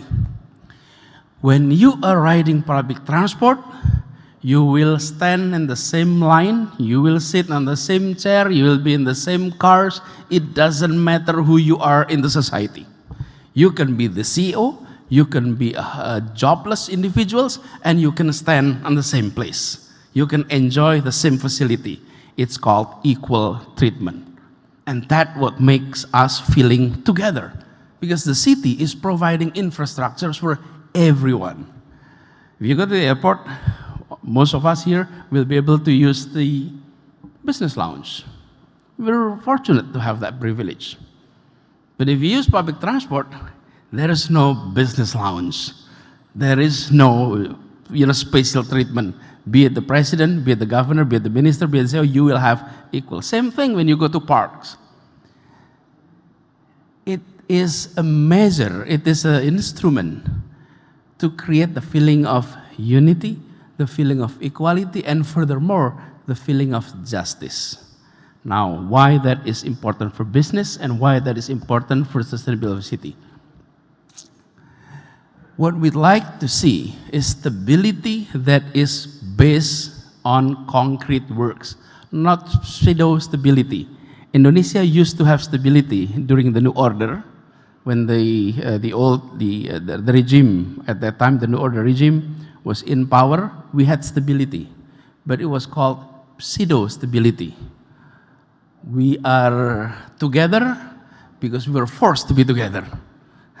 We work together because we were forced. Someone is waiting in the corner with military power, with authority, and if you're fighting, we have a stick that will discipline you. And everyone is following order. What we'd like is the real stability. Real stability comes from the feeling of equality, from the feeling of justice. And with that, we will have a city that the people were working hand in hand, supporting one another, interacting one another, and it can create a more livable city. So the infrastructures project that we're doing is to make that feeling presence. Look, we're talking about expanding clean water. The clean water is being expanded. Why that is the case? So that everyone here in the city will be feeling that government is taking care of their basic needs. We have minimum investment on basic services for so many decades. So it's not 1 or 2 year problem. No, this is a decades of problem. And if we don't address this issue of water, and next year will be historic for us, because beginning next year, we will take over water management back to our city. For the past 25 years, water has been managed by private sectors. And the contract was for 25 years. We're stuck. Next year, we'll take over. There's a municipalization of water management. And we are optimistic. With this, we will be able to reach all residencies. Today, we have only 62% of our populations having access to pipe water. This is opportunity too. So, what I'm presenting here is not simply about menu for the purpose of having a better hard infrastructure city. No, what we're presenting here is we have objective that is much higher. It's about the people, it's about the feeling of justice, it's about the feeling of unity, and all the infrastructures that is lining up is moving toward that. And that's where we're presenting. So when it comes to all of this, including the 33 towers that was built within 5 years. In the past 5 years, we built 33 towers. I have to say this is a great work for our housing department. This is impressive work. Please raise, Pa. This is the leadership today. And it is impressive. I mean, you built 33 towers. And again, for who? For those who are unable to live and own to own the homes through financing, through market mechanisms. And this is something that if I may repeat, I said earlier during the U20 session, we relied on the market to provide housing for those that have purchasing power. But large portion of our society didn't have purchasing power. What do we do with that? We cannot use market mechanism on that. For that, for those who are making around minimum wage, which is 4 million up to 15 million monthly salary, they will have access to a project called Zero Down Payment Project.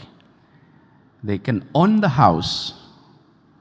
However, they don't have to pay the down payment, which in most cases, this family able to pay the monthly installment, but unable to accumulate saving to have 20% of down payment. So we took over the down payment. They pay the monthly salary, the monthly installment. It's not that we are taking over the 20%, we're spreading that 20% into longer period of installment by initial fund from government to be given to the bank. So the bank is still receiving the down payment, but who paid it? Us. We are the one that gives it. This is government intervention in the market mechanism. So we are still relying on market mechanisms, however we step in and intervene. But there are those who are unable to even pay monthly installment. Non-formal, informal sectors in our city was tremendous. And to go to a bank for financing, you have to have proof of salaries, and you have to have all these documents that anyone in the informal and non-formal sectors will never be able to provide those documents. And for these groups, we're providing these towers, these 33 towers is for that group. So when market mechanism cannot work, government step in and provided that. So our approach here is that we have state-owned enterprise within our government that is able to work together. Some were making profits, some were never making profit. However, for the partners, they will be making profits. So it's us that have to bear the cost. I'll give you one example. The Taman Ismail, I'll give you one example here. The Taman Ismail Marzuki. This is the cultural center, and then for education, artworks, and all of that. This will be managed by our corporations owned by the city of Jakarta. However, they are not subject of institutions that to make profit. They will partners with other. However, we will put investment into this entity to operate in a commercial way, but does not have to come back with us with profit, but come back with us with benefit. Because cultural activity is something that we do not push them to come back to us with profit. However, it is managed with commercial terms and way of doing things. If it is done through bureaucracy, the rules and regulations that they have to follow were too many. If it is a corporations, they can be more flexible, faster making actions. So many of these opportunities that we are offering and also partnering through our state-owned enterprises were something that government committed ourselves to invest through our companies. Talking about Jakarta International Stadium, for example, we invested there a lot, and it cost 4.3 trillion rupiah of investment. But we're ready to partners on the management, on the expansions of that. The initial investment is coming from us. If we invite the private sector to invest on a stadium like this, minimum are coming. Otherwise, we would have seen the stadium long ago, if it is lucrative. But malls, immediately private sector can step in. We do not need to step in, because malls were lucrative anyway.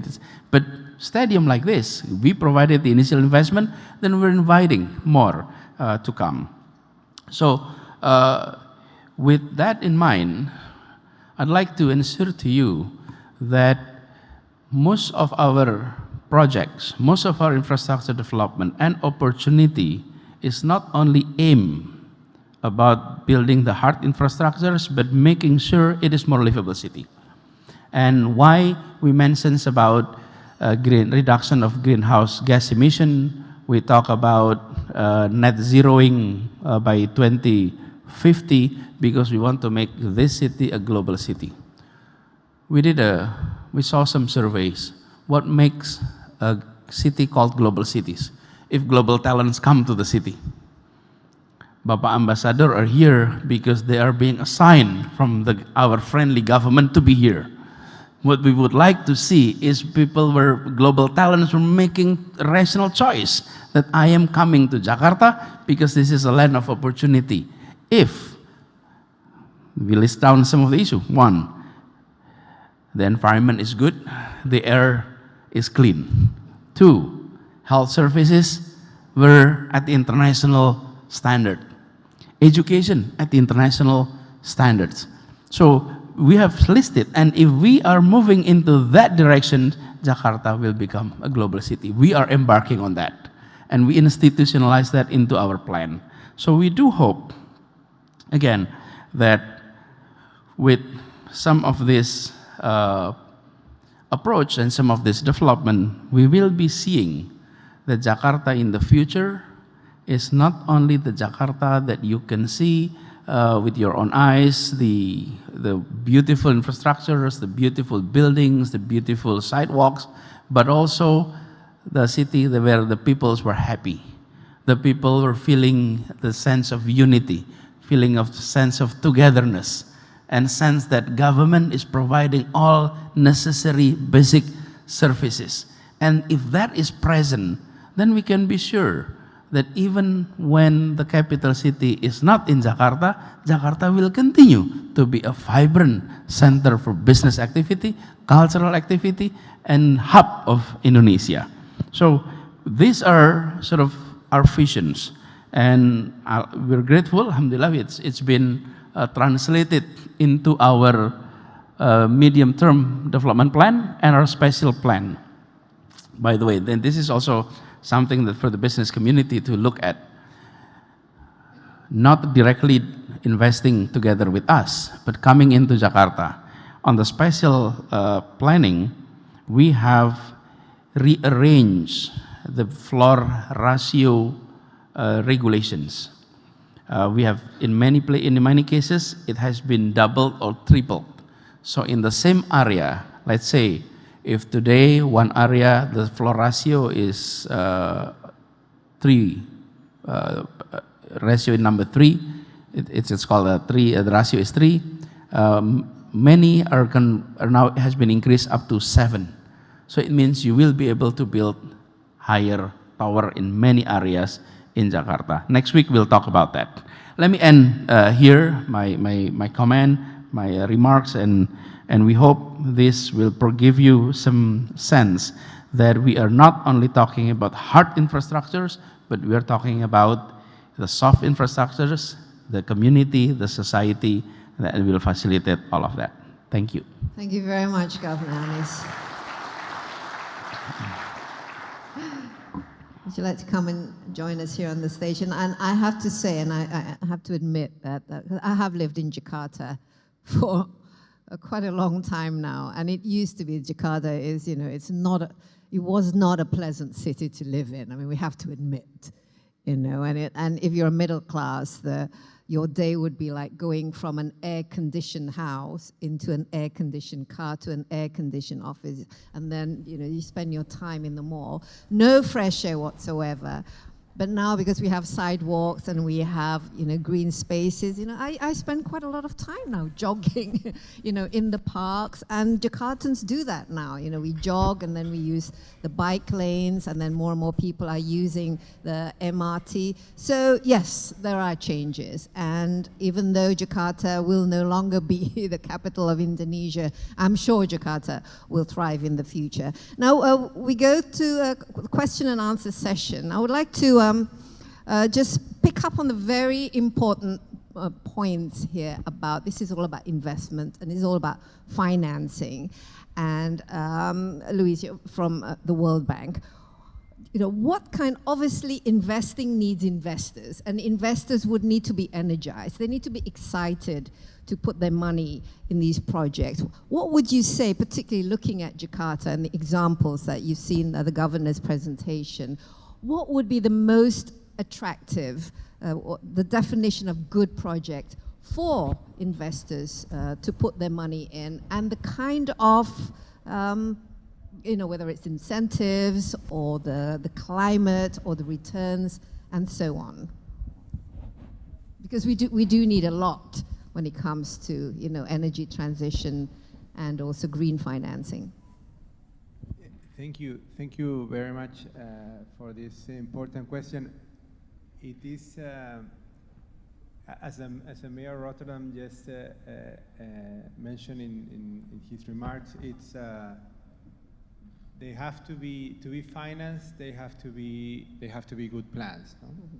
So I think that is a key part of it, and also. Thank you for the question, because it allows me to clarify one small point, is that the principle of doing more with limited resources, it's related to the need to mobilize private capital. That doesn't mean you should not invest more. It's like, actually, Indonesia has to invest more because compared to the region, it's investing only a fraction of what the other cities in East Asia Pacific invest as a percentage of the GDP. No? As a result, the increase in GDP per capita is still also a fraction of what happens in other countries in East Asia Pacific. So investments in city must, of course, increase. Now, the question is how to mobilize more private capital for every single unit of government budget. And that's where the issue of finding the right projects come, no? And the issue, Indonesia is particularly important situation because as there is a vision of a new capital, then the question is, what's going to be the role of Jakarta? And there are a couple of elements, and what is clear is that it will need to reinvent itself, its role, and that's a great opportunity. No? There are opportunities in different places, in central areas. We discussed about Kota Tua, for example, in our event. How can Kota Tua become a hub of creativity and innovation, of startup thriving companies going there, but at the same time embracing the nature related to the water? What about the waterfront, for example?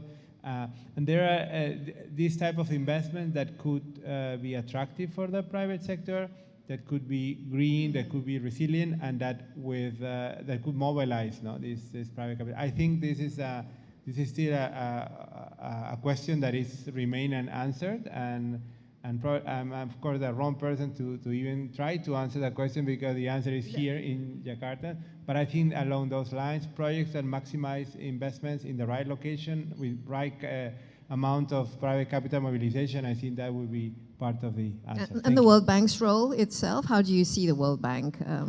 Obviously, So the World Bank, as I mentioned, provides support in different parts, from starting to thinking, bringing global expertise to think about how these questions can be answered. Also on trying to identify the best global practice of different technologies that could be applied. And of course, at some point in time, when the government is interested, there could be a possibility of financing as well. And recently, Indonesia, we have a country platform for energy transition mechanism. Is this something that can be applied regionally, not just nationally? Is this something like, for example, on the question of using blended finance and then having some kind of a platform or mechanism to attract foreign investment, particularly for not just energy transition, but for renewable and green growth? Is this something that is suitable for Jakarta? Yeah, absolutely. And as I mentioned in my remarks, all these issues related to climate change and climate finance are now becoming part of the strategic dialogue at the national level. But of course, it drills down to cities, no? Okay, Mr. Mayor, and sustainable financing, but also sustainable leadership, and I think one of the success of Rotterdam, obviously, is because of your continued leadership. But when you look at Jakarta, I mean, Jakarta it's not just Jakarta with its 12 million people, but it's the greater Jakarta area of 35 million people.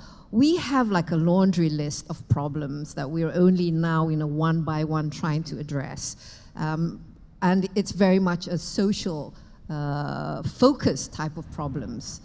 And with housings, with pollution, but also with the fact that Jakarta is sinking, and we know that the Netherlands very good with dealing with water. And you mentioned that Rotterdam is how many inches actually below the sea level? Well, what kind of things can you share with us that we can use the example of Rotterdam in order to address these what I'd like to share with you with my experience is that when it comes to a lot of issues in society concerning private capital, there is a business case for that. It's exactly a matter of doing the math. You hardly need public money in it. Let me give you the example of the energy transition. A speak a lot about that. We can now in the North Sea produce electricity privately organized for 2.5 cents per kilowatt hour. The traditional way of generating electricity costs about 5 up to 6 cents per kilowatt hour. So it's profitable. It's a business case. Put in the windmills over there, bring in the cables on land. It's a profitable business. It takes time, and it takes government regulation to do that, to allow that. So the Port of Rotterdam built a complete island to facilitate that process, to bring the windmills there, to bring them back, and so on. Why we are facilitating that? Go back in humanity. I like history sometimes. I'm not a historian, I'm an engineer. But humanity started in the Stone Age. We did everything from stone. The agriculture was the instruments of stone, and we made fire from stone and everything. And then it took a whole long time to move to a new stage in civilization. Then we used steam. And there was a British guy who put a lot of steam in a pipeline, and then when he releases steam or he uses pressure on the steam, he created this movement. Yeah. And it turns to be the train, the locomotive. Fascinating. The Dutch, a Dutch engineer who thought that what about if I can reverse that movement into a vertical movement, doing the same, that becomes the pump, because he needed the pump to dry the polders, a lot of water. Yep. So civilization dictated that we dropped stones, and that we had a lot of stones. We still have a lot of stones to move to another era in civilization. And then a while later, there were people like volts and ampere and watts. They come up with electricity, with light, and magnetism, artificial magnetism. And both of that made it possible to generate electricity the way we do that. And we use traditional ways to do that, like coal, wood, and all this stuff. And now says the civilization, we don't want it anymore. And that's not dictated by leadership. It's an autonomous movement in society. We need to do that in a resilient manner. It's there where we are. And combined with the Internet of Things, we are living in the 4th industrial revolution. So we have to be aware of that. And cities and nations must facilitate that process, and there is a business case to do that. The issue with leaders in the world is complex. A lot of leaders would like to have a lack of something they leave in history behind. President Mitterrand of France, he built a huge library as a symbol of his presidency. What about not, Mr. Governor, leaving a heritage of a building when you leave the office as governor, but leaving the heritage of brilliant people, smart people, that can be able to really transform the whole society. But the issue, Madam Chair, is if you start today in investing of kids of 4 years, it takes 16 years to see the result of it. And the World Bank and a lot of banks in the world are not tending to invest in that type of investments because they think it's not rewarding.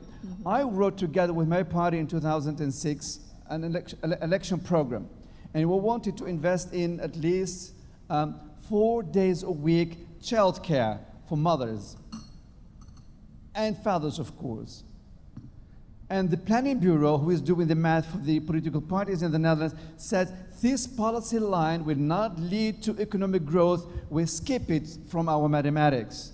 Stupid, of course, really stupid in a nation where we need to have more women to work in hospitals, in education, in other spaces. The notion of banks and planning bureaus need to change, that investing in social matters is an economical activity and is not a social cost. A nation that neglects 50% of its citizens, women, if you neglect 50% of your citizens, you will not develop. And I think it's really an important notion to know that we need in our daily production the 50% women's production sector. I was yesterday in one of the malls here just to check the living standards. Mr. Governor, I'm investigating your city. And it's fascinating to see the role of women in those business. Most of them are women doing this type of work. And I think we have also to encourage the banks and the local banks, but the international banks also to rethink the way they think about investing in social infrastructure and to redefine that as economic activity of growth instead of seeing that as a social cost that is going down the drain. Okay. And I also think that I think it's very important, the social resiliency, but people do need to be incentivized to actually have that the shift in the mindset. For example, like here in Indonesia, I mean, it's probably easier to just throw away our waste than actually going, bothering about recycling and also, reusing and so on. But what is life like now in Rotterdam, for example? Is it easier to live sort of following everything's environmentally correct than it is to... That is really the leading principle. Because, for example, it's people here now, they want cars. They'd rather, be in cars, for example, than riding bikes. And this is what Governor Anis is trying to do, incentivize people to actually travel by bike because it's cheaper, it's safer, but then you have to create the infrastructure. How is it for Rotterdam? Well, How have you actually... I'm going to visit the landfill of Jakarta this afternoon. Yes, it's horrendous, it's horrible. We don't see that as trash. We see that as gold. 7,000 tons a day. Yes. We see that as gold. We have one of the cars of the city that is collecting trash. It's written on it, trash is gold. If you separate that in an appropriate manner, you may reuse stuff. And what you cannot reuse, we burn that in the incineration system. We make electricity out of it. We make steam out of it. And we use the residues to make highways. We don't have landfills. It's forbidden in the Netherlands. So if you use that in the appropriate manner, that finally will be gold. And there will be some stage in our thinking that delivering garbage to the city will not mean that you have to pay taxes to do that, but probably the city will pay you to deliver your garbage to the city. It's really raw material that you can use it for other things. And it's a fight with cars. In downtown Rotterdam, we eliminated 6,000 parking lots, just moved out of the public space. We create more space for pedestrians and bicycles, and more than that, we have to convince businesses that the ones that buy more products are the ones walking and cycling and not the ones with cars.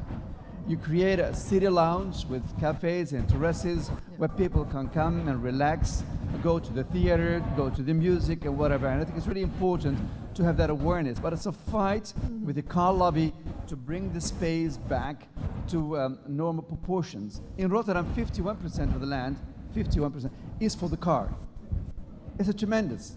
So in the long term, there is no solution than to reduce the space for the car. And are people using electric vehicles now more and more? Yes, my wife is living in Rotterdam and working in The Hague. That's 30 kilometers, and she's using an electric bicycle to go every morning to The Hague and go back.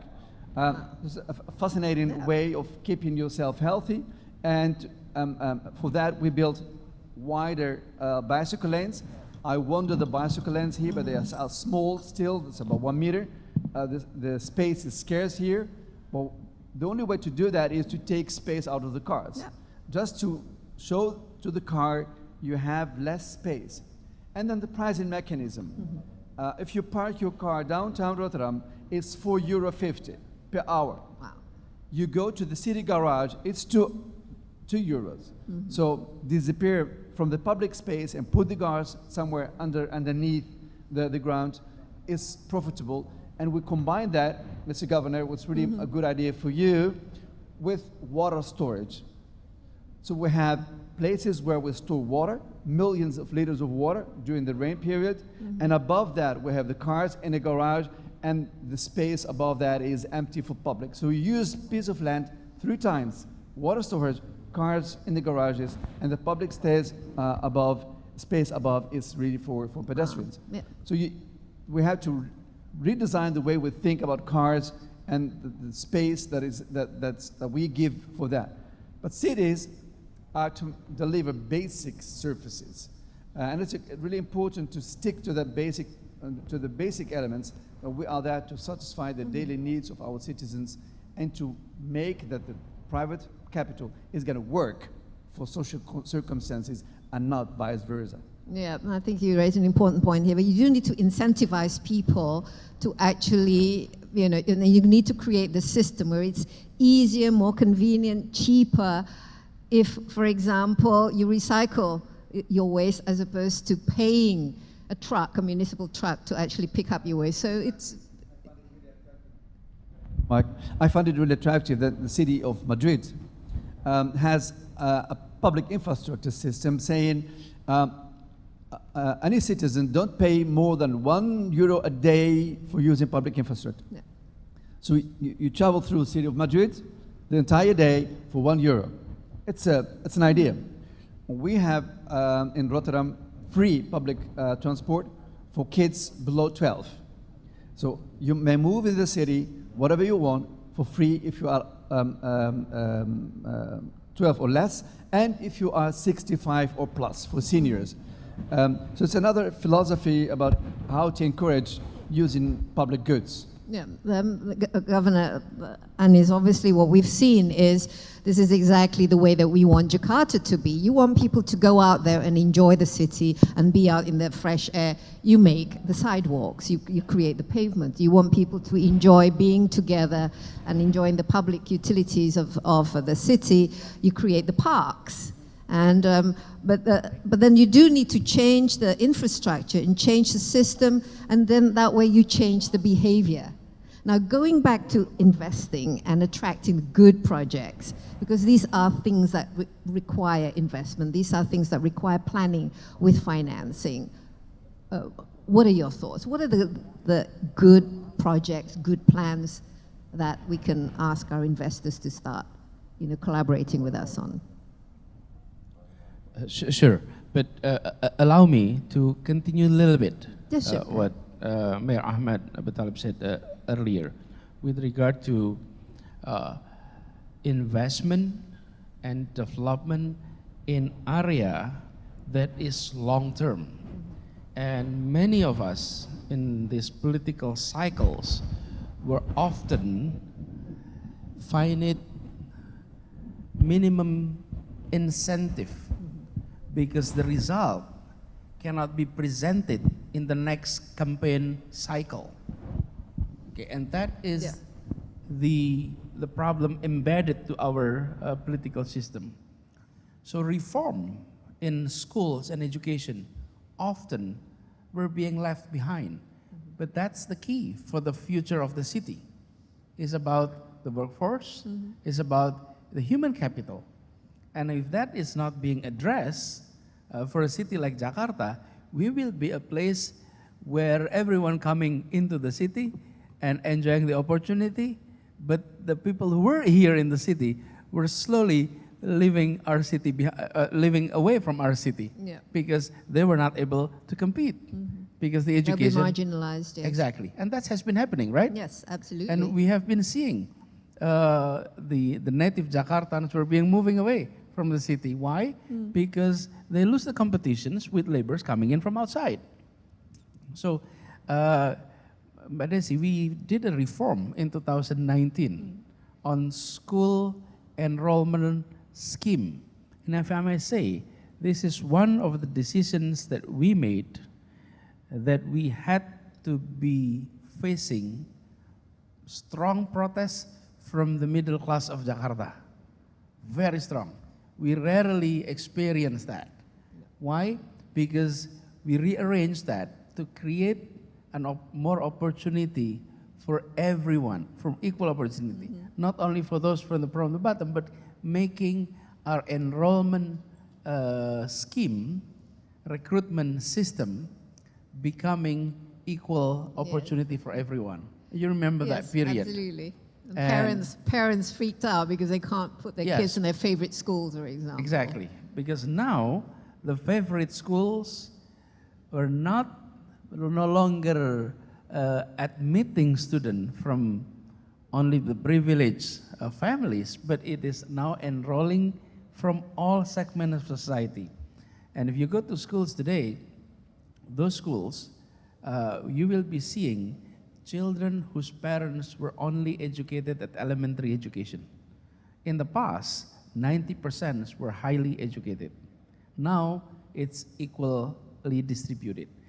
But we will not be seeing the result next 5 years. We will only be seeing the result 10, 15 years. So what I'm saying is this. Excuse me?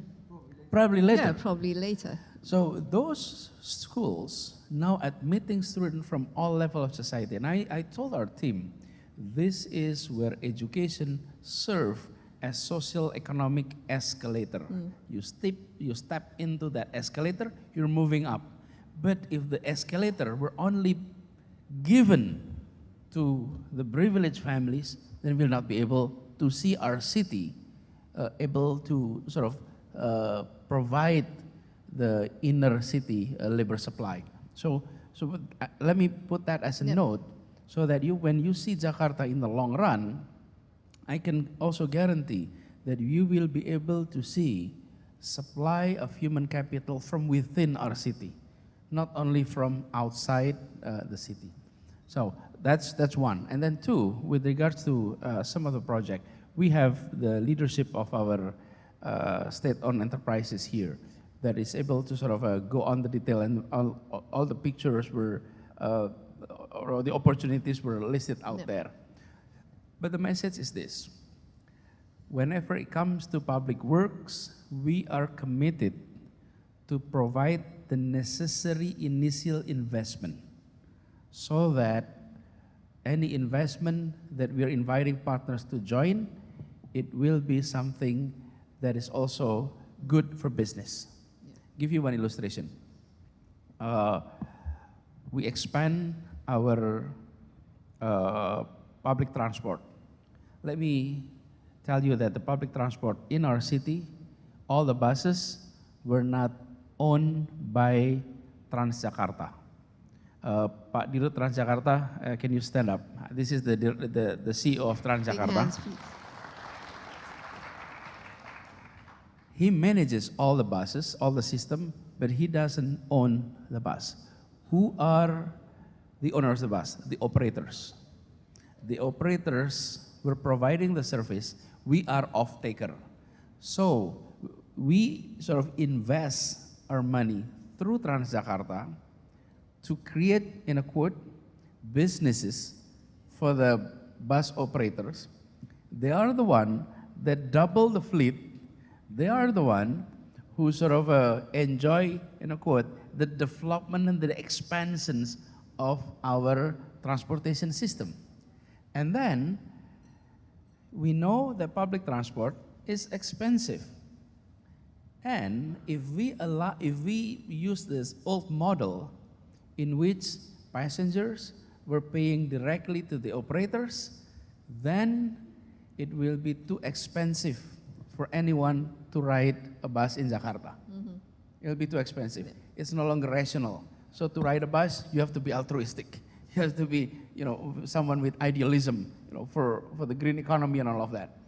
But we then put our government money into Transjakarta to pay the gap between the expenses and the revenue, so that for these operators, it is still a feasible business model. However, we know for sure that in the long run, as we have more ridership, we will be attracting more people, more businesses to come and join this model, and Transjakarta will one day be getting more non-fare box revenue than the fare box revenues. But it will take time. And during that period, our commitment to step in and making sure the market is working. Because if we don't allow the market to work, then public transport in Jakarta may not be sustainable. We need to allow that system. So, Mbak Desi, our approach for all these projects is that there is a commitment from the government side to provide the initial money. And fortunately, it was mentioned earlier about the size of our budget. Jakarta government has quite a sizable budget. At the national level, if we are included among other institutions, including the ministry, we are ranked the 5th largest institutions in terms of budget. Okay. So with that capacity, we would like to allocate the money for major infrastructures that help our purpose. Yeah, that's great. As long as every penny actually goes there, it doesn't get sort of lost in the way. Mayor Ahmed, you wanted to add something. There is really a wrong perception among a lot of my colleagues in the world concerning what is the government doing, what is the market doing. You cannot leave things to the market if you don't have competition. Then the market will not function. So public transport in hands of the markets, knowing there is no competition, is not going to function. So we are in Rotterdam happy to own the company that is doing the public transport. It's our own company for decades. Okay. And I created in 2010, together with my colleague, the Mayor of The Hague, the Metropolitan Authority. That is The Hague, Rotterdam, and 23 cities together. I went to the parliament and asked him to vote a bill to give me that authority to be the highest authority for public transport in this whole region. And I am. I am the chair of that region, and I take care of the public transport. So the tariffs are in our hands. The salaries of our drivers are in our hands. We own the machines, and we're also responsible for the infrastructure where the buses and the metro and the trams are driving. So it's misperception that a market can operate in a country or in a city if there is only one of it. Then you give a monopoly the space, then that market's company will dictate whatever it wants. So get out of that system. Don't give monopolies the right to operate in a city if there is no competition. Yeah. And I think it's a really important notion, a very basic one, and I think even the World Bank can endorse that. You cannot create monopolies if there is not a competition in the public space. Yeah, the competition is good, and especially it will bring prices down. But just, by the way, how many more years? I mean, how long can you get sort of re-elected again, Mayor? In my entire life. You can, because this is the key. This is actually a key to the success of in the getting Netherlands, the term of a mayor is 6 years, and there are no term limits. No, there are no term limits. No term limits. As long as the citizens trust you, I'm elected by the city council. The city council is doing the work. So if I finish my term, it will be 18 years. My goodness. And I have no idea what I will finish that term. I simply don't know. But as long as I'm healthy and I still am original and have the ideas, I like to do this type of work. I will continue. Well, this is the kind of problems we have here, because here in Indonesia, everything is exactly short term. Actually, you're finishing very soon, Governor, and I'm worried. What will happen to all these exciting Governor plans Anis will not finish. Read my lips. No, I mean, there has to be sustainability, obviously, in all these things. We can't suddenly, start building things and then, you're gone, and then the next governor decides to do something else. That's phenomenon across the globe when it comes to democracy. Yes. But Mayor Ahmed visit to Jakarta is the 5th time. So the 6th visit, he will be coming as Prime Minister of Netherlands. So we'll welcome him as the Prime Minister later on. But and also, let me address on that continuity. That's why it is important on the issue of institutionalizations. And our approach, my approach at least, when I step into office, we have leadership that has been appointed by the previous governor.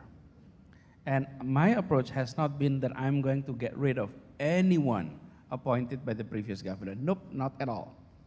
Even the secretary, sekda itu apa sekda itu? The regional secretary, who is the COO, okay? he passed away because of COVID. Then there was a replacement, but I did not replace. And including leadership of the state-owned enterprises. I've been seeing state-owned enterprises in other countries, why their growth are so good, because their leadership were being kept as long as they're performing. So I said three things. You know, why we replace someone. One is you're not delivering in terms of its technocracy. If you're not delivering, you're out. Two, if you're not loyal to the mission. Not loyal to the person, but if you're loyal to the mission, because we need to be in line. Everyone is working in the same direction. Number two, loyal. If you're not loyal to the mission, then you're out. Okay? Number three is your term is coming. That's it. Because then there's no way we can do. You know, but that's the three. So when I call someone, we thank you for your service, but your service ends, then I'll tell him one of these three reasons. One, because you're not delivering, or two, because you're not loyal to this mission, and number three, because your term ends. And I can guarantee many of the leadership of the state-owned enterprises who are here have been around before I step into office. So the idea of, you know, a continuity has to be in the mind of anyone elected into office. Because you cannot just step in and you want to make a change. Yes, and change is needed, but continuity is needed. So that's why I always said, you know, the mission is 2C, continuity and change. Yes. If the problem's more than the thing that need to continue, then we're talking about change first and then continuity. But otherwise, continuity first. But you know, seeing is believing in Indonesia. They've been talking about this MRT, Mayor Ahmed, is like, you know, I've been in the media, TV industry for so long, for over 3 decades, and it's only recently that we've got this mass rapid transit, you know, which is absolutely amazing for a country, for a capital city the size of Jakarta. But how are we doing for time, by the way? Because I'm not wearing my Fitbit. I'm not wearing my 10,000 steps a day watch. Still not midnight. So. Do we have? Can we get some questions from the audience? And if you could just put your raise your hands up. To the right of them, yeah. Tolong ada ini. If could you please stand up just very quickly? Identify yourself. Who would you like to answer the question? If you could make it very brief and to the point, that would be great. Silakan berdiri. My name is Owo, and I still remember, I'm from British Chambers of Commerce, part of the board management. I still remember that our first conference in Masanis, decades ago, when we started our foundations with Pak Teguh Stendrik and Romo Magnis Suseno, and you're still in Indonesia Mengajar at that time. In relation to that, decades ago you mentioned that your mission in Indonesia Mengajar, the teachers who you replace in the small islands, in the small cities, that you have perspective that probably the next futures there will be a CEO from the Indonesia Mengajar who have the grassroots mindset and also global worldwide mindset. And then what you have been done. I mean, what we've done during the governor compared to the what you've done is in the Minister of Educations, and compared to the Indonesia Mengajars. It's in relations to for the next decades, including for the missions of the investment also, as the CEO local. Okay, about what, right? Owo. Okay, about what from the British Gym. The question is, you know, you had your program Indonesia Mengajar, and then you said, you know, one day those that you educated in the Indonesia Mengajar, and then during your term as a Minister of Education, how do you see them? Are they, you know, thriving from? This is a question for the governor. Should we take more questions and then we'll answer, or just one by one? So for time concern. Okay. Well, we can take more questions as long as we remember what the questions are. Do we have? Let's take just one more question. So it's anybody else? Okay. Let me address Owo. Right. Good to see you again. It's been years, but let me address. He was talking about a project that we started. It's quite long. It's quite a 12 while years ago. ago. Yes. It's still happening, and we have around 1,400 graduates, I believe by now, alumni of that project. So we recruited best university students, recruit them, and then deploy them to the remote areas of Indonesia where there is no electricity, there is no phone signals, minimum infrastructures, and teach there for a year. And then after that, they come back to Jakarta or to Indonesia, so we'll come back to wherever they are, and then work for private sector. So we have been seeing many of them in the private sectors were moving up the ladder because when they were recruited under age of 25, so by now they're around 35 to 40s, maximum 40s, because this is only 12 years old project. And the program is still running, right? The program is still running, and we're optimistic that we will be able to see leaders in the business community, in the private sectors, who have grassroots understanding about our city, about our nation. So again, that is the kind long term. That's why when I'm here in managing our city, I often told our friends, let's not worry too much about what is written today, but let's concern more about what the historian will be writing in the future, okay?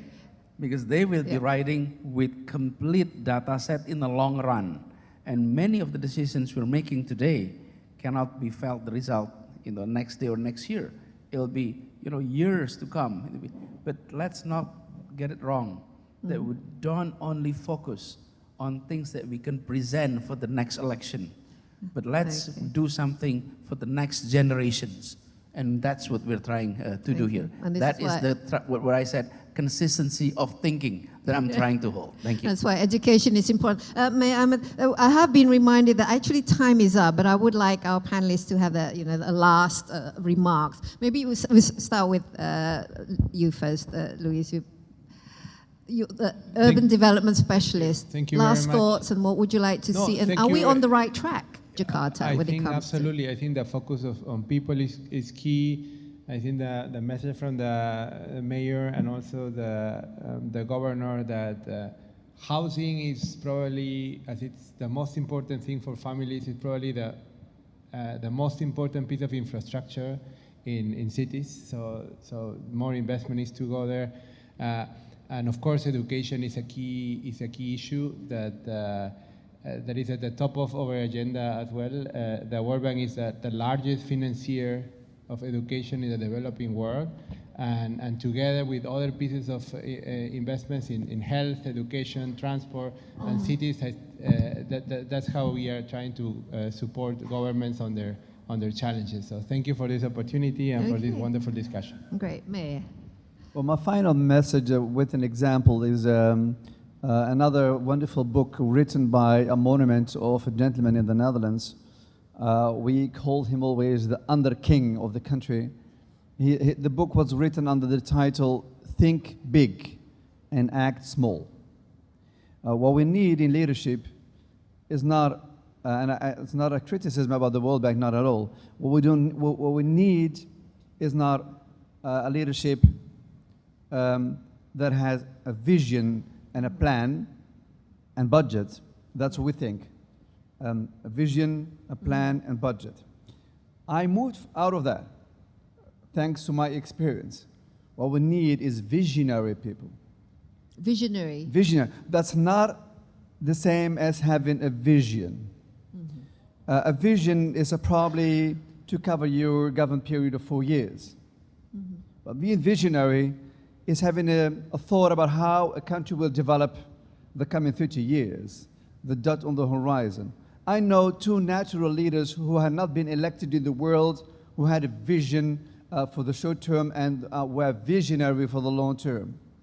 Nelson Mandela, come out of the prison,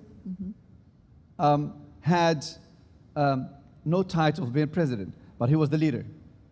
Never elected. It was not the outcome of the polls. He came out of the prison and was leader of the nation and had a dot on the horizon. And what wanted his citizens? They wanted one thing, the black people in South Africa, and we all know that, they wanted revenge. And he said, that's not going to happen.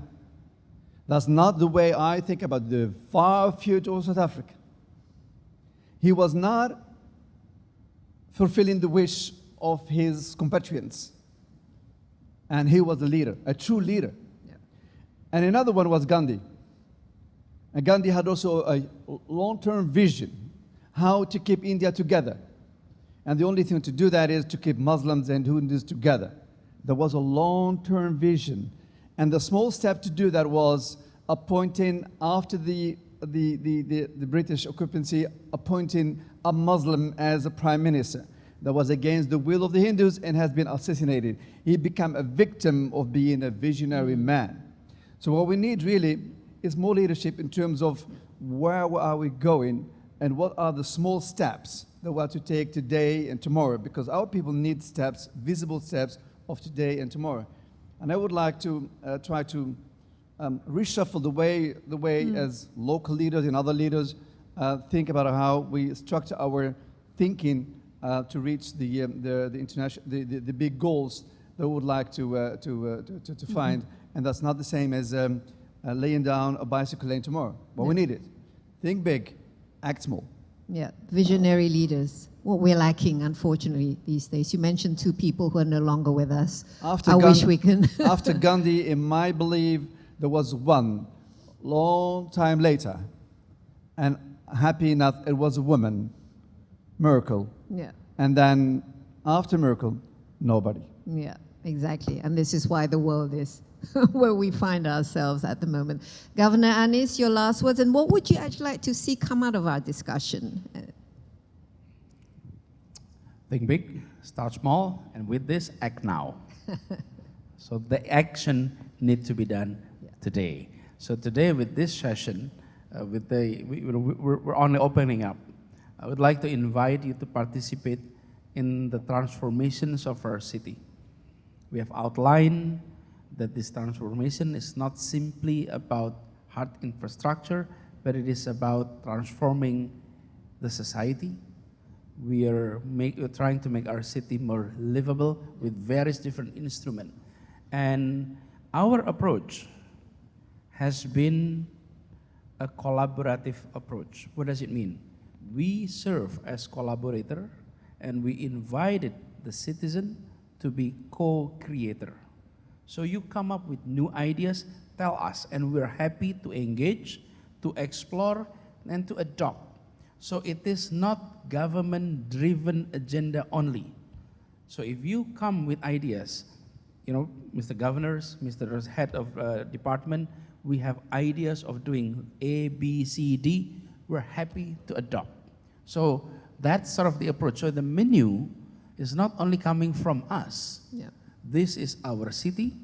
Our vision is to make it a global city, but also livable, and we invite everyone to be part of this journey, not only being a passive passengers in this journey, but we're inviting you to be active, engaging participants in this process. Okay. And with that, I'd like to again invite all of you to participate, and thank you for joining this important session with all of us. Terima kasih. Absolutely.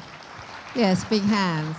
So what are you all waiting for? Act now. Once again, thank you very much to our distinguished panelists, Luis, Mayor Ahmed, and also Governor Anis. And I think, you know, we're well past the time allocated to us, but I'm sure you all agree that we had a very interesting, fruitful discussion. It's certainly food for thought as you go now and have your lunch. Now, I would like to return this event to our MC. Amelia, are you still there? Yes, thank you very much, Badisi. Ladies and gentlemen, once again, let's give them a big round of applause. How incredible, very exciting discussion. And next, to all of our speakers and moderator, we'd like to have a group photo session together. So for that, kami persilakan kepada teman-teman media sekalian untuk mengabadikan momen yang sangat spesial ini. That is our first plenary discussion with our great speakers and our wonderful moderator, Mbak Desi Anwar.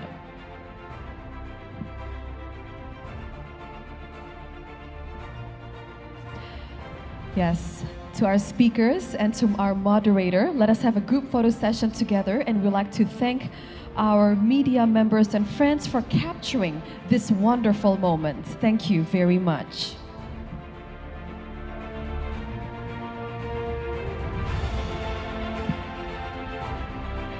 And ladies and gentlemen, may all future endeavors continue to be as exciting as our discussion here today. And once again, let us give a big round of applause to our speakers. Thank you very much, Your Excellencies, for the great discussion. And thank you once again to our wonderful moderator, Ms. Desi Anwar, for excellently moderating this very exciting speakers. And thank you to our speakers for sharing your knowledge and your inputs with all of us. And I hope that all of us here have gained incredible insights from our speakers. And ladies and gentlemen, once again, allow me to thank our speakers, His Excellency Mr. Anies Rashid Baswedan, His Excellency Mr. Luhut Binsar Panjaitan, His Excellency Mr. Dodi Budi Waluyo, His Excellency Mr. Ahmad Abu Talib, and His Excellency Mr. Luis Miguel Triveno Chanjan. And ladies and gentlemen, we hope that you'll stay with us until the end of our events, as the day is still young and we still have more discussions. And together with the speakers, we're going to pick their brains. Once again, we'd like to thank our dear speakers. And ladies and gentlemen, as we remind you to stay with us until the end of the event, allow me to deliver a little bit of information regarding the agendas that we will have later today. By 1:30 until 3 o'clock, we'll have a one-on-one meeting between investors and our officials. And later, starting at 1:30 after lunch, we'll have more thematic discussions and sessions together. So, ladies and gentlemen, allow me to tell you a little bit about our next session, and that is how Jakarta has been actively promoting green investments and initiatives for a long time now. And ladies and gentlemen, as our speakers have pointed out, is that chances lead to opportunities, and that is what Jakarta Investment Forum is all about. And ladies and gentlemen, Jakarta has been actively promoting green investment initiatives. And without further ado, allow me to direct your attention onto the screen.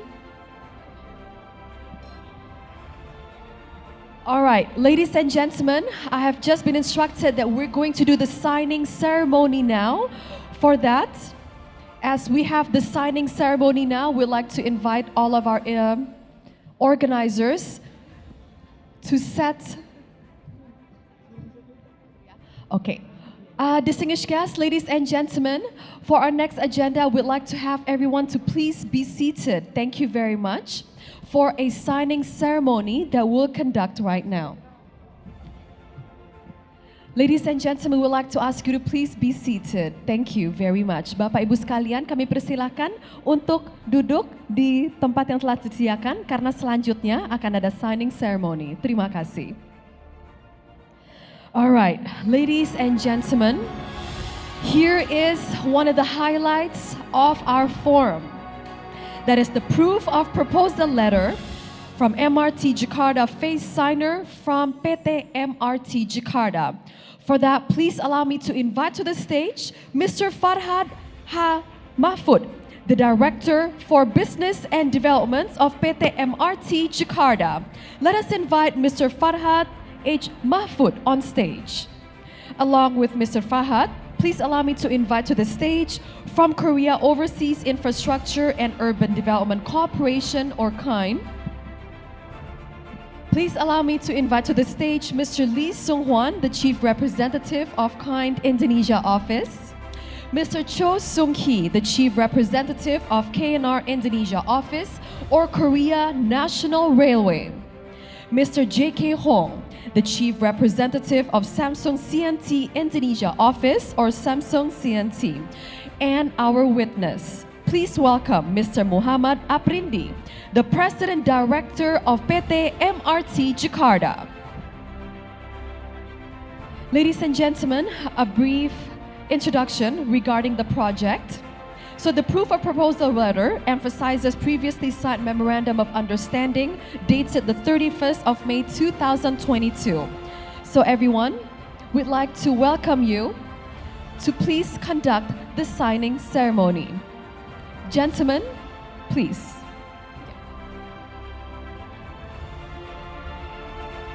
Ladies and gentlemen, as our officials sign the papers, this Memorandum of Understanding is regarding the cooperation exploration in the potential development of Phase 4 MRT Jakarta, connecting Fatmawati to Kampung Rambutan, marked by the completion of feasibility study, potential development of TOD area, potential consulting service business, and potential for businesses between MRT Jakarta and the consortium. Thank you so much to our officials. And ladies and gentlemen, next we'd like to have a group photo session together. Kami persilahkan kepada teman-teman media untuk mengabadikan momen yang sangat luar biasa ini.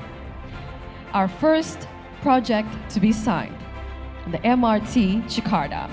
Ladies and gentlemen, let's give them a big round of applause. Thank you so much, gentlemen. Thank you, Ibu. You may now return to your seats. Thank you very much. Thank you.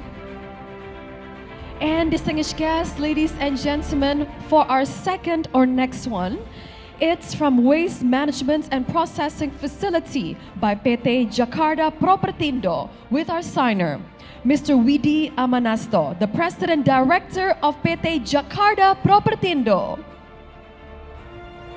Along the representatives from Sitcom, please allow me to invite to the stage from the Greater Paris Metropolitan Waste Management, Ms. Caroline Schall, the Head of Institution Relations of Sitcom. And as our witness, let me invite Mr. Nicolas J.A. Bucco, the Fellow of Global Solutions Initiative and the President of the Grand Paris Alliance for Metropolitan Development. Ms. Caroline Schall and Mr. Widi, please. Ladies and gentlemen, so the purpose of this letter is to articulate the areas in which JAKPRO and Sitcom can cooperate in investments, finance, and new technologies in the waste management sector. The collaboration will be the promotion of a multilateral development and environmental agendas.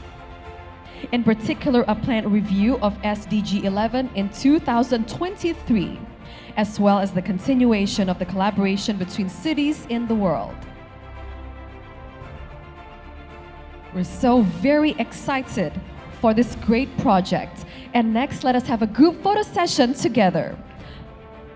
And ladies and gentlemen, let's give them a big round of applause.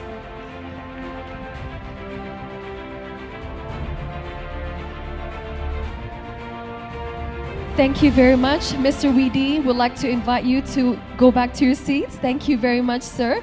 And for Mr. Nicola and Ms. Caroline, we'd like to ask you to please remain on stage. And Bapak Widi, terima kasih. Thank you very much. And next, ladies and gentlemen, on the cooperation of wastewater management from Perumda Paljaya. Please allow me to welcome on stage Mr. Aris Suprianto, the President Director of Perumda Paljaya. Let us welcome Mr. Aris Suprianto, the President Director of Perumda Paljaya. Terima kasih banyak, Bapak. And next, with Ms. Caroline Schall, the representative of SIAP, would sign the paper witnessed by Mr. Nicolas J.A. Bucco, the Fellow of Global Solutions Initiative, and the President of the Grand Paris Alliance for Metropolitan Development. Everyone, we welcome you to sign. Terima kasih.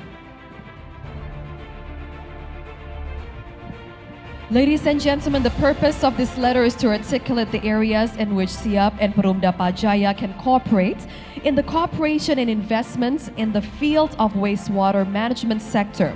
Both parties will collaborate for making arrangements on specific items of exchange and cooperation. Let's take a group photo session together. Thank you very much, everyone. Ladies and gentlemen, one last time, let's give them a big round of applause. Thank you so much, everyone. Thank you so much. Terima kasih. And ladies and gentlemen, we invite everyone to please enjoy the great lunch.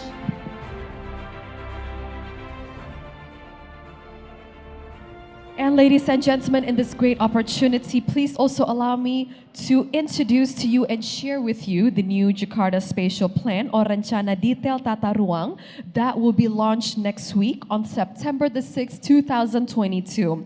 This new spatial plan will accommodate more green development initiatives as well as capture more opportunities in the green investment efforts and plans here in the capital city, Jakarta. Ladies and gentlemen, we hope that this new policy will capture more collaborations with all counterparts here today. And as we invite everyone to please enjoy lunch, we'd also like to remind you to please fill out the feedback form by scanning the QR code that will present on the screen.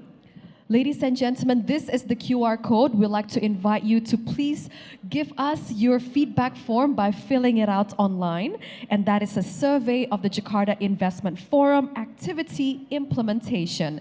And ladies and gentlemen, as the day is still young, we still have more to come. We'd like to invite you to please have lunch with us and mingle with the great company that is around you at the foyer area. Kepada Bapak Ibu sekalian, kami persilakan Anda untuk menikmati makan siang yang telah disediakan di area foyer atau di area pre-function area, dikarenakan ballroom akan clear area. Kami mengucapkan terima kasih sebesar-besarnya kepada Bapak Ibu sekalian atas partisipasi dan kehadirannya.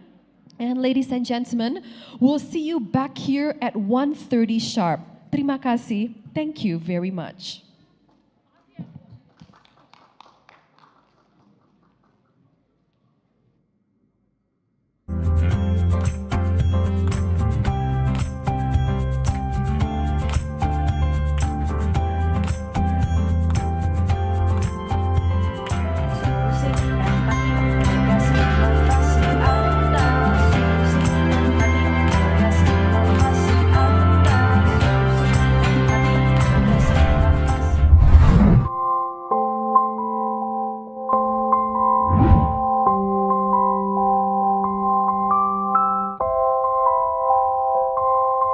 Improving quality of public services is a monumental aspect of administrative and bureaucratic reforms, for it will contribute to the achievement of the Sustainable Development Goals.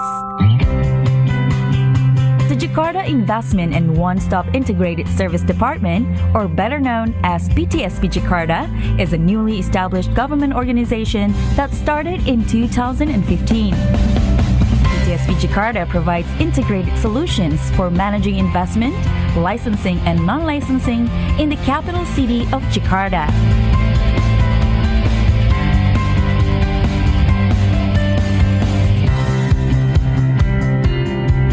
Our service aims to focus on three main priorities to achieve zero delay, zero complaint, and 100% service excellence.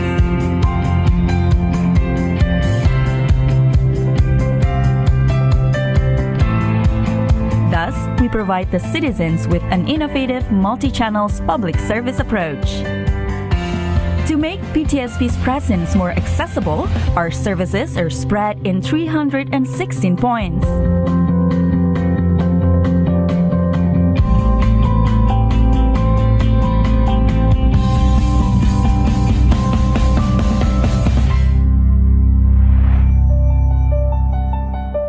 A 12-story building dedicated as a Jakarta Public Service Mall was built in 2017 to expand the function of one-stop integrated service.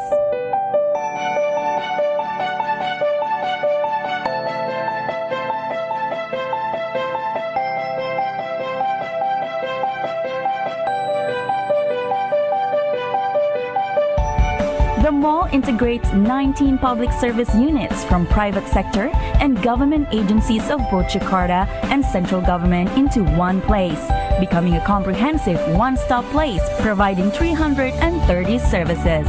Prioritizing the use of information system and communication to accelerate our services. Managing customer inquiries with quick response, and providing reliable and suitable for working and public facilities.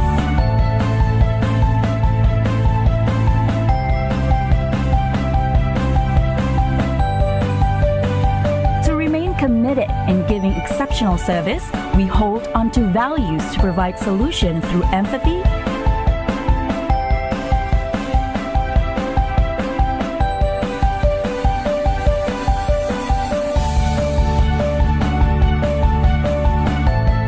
decisive,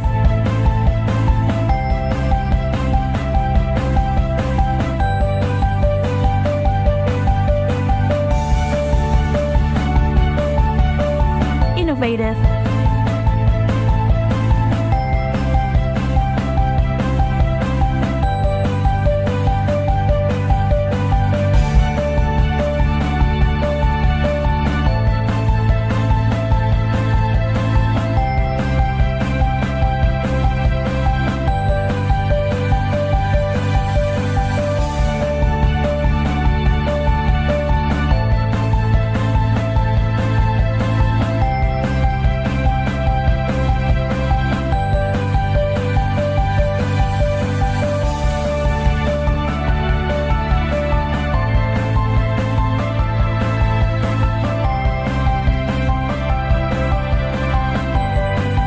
and competent manners.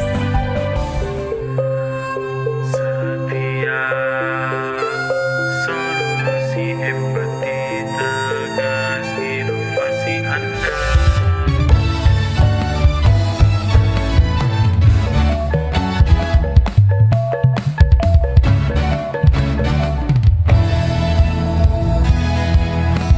Setia solusi empati tegas inovasi Anda. Pelayanan Jakarta Capital City Government will stay committed to remain trustful and wholeheartedly dedicate our efforts to fulfill the basic needs and civil rights to every citizen through providing quality public services. bagi warga ibu kota, kerja tanpa lelah, memberikan yang terbaik dengan inovasi tiada henti, multi channel public service delivery 1500164 call center dan ajib siap melayani. Pelayanan nyata bagi warga ini. We work with full dedication in order to realize our commitment as the licensing solution for Jakarta citizens. Dengan inovasi tiada henti, multi channel public service delivery 1500164 call center dan ajib siap melayani. Come and grow with Jakarta, smart city, smart opportunities.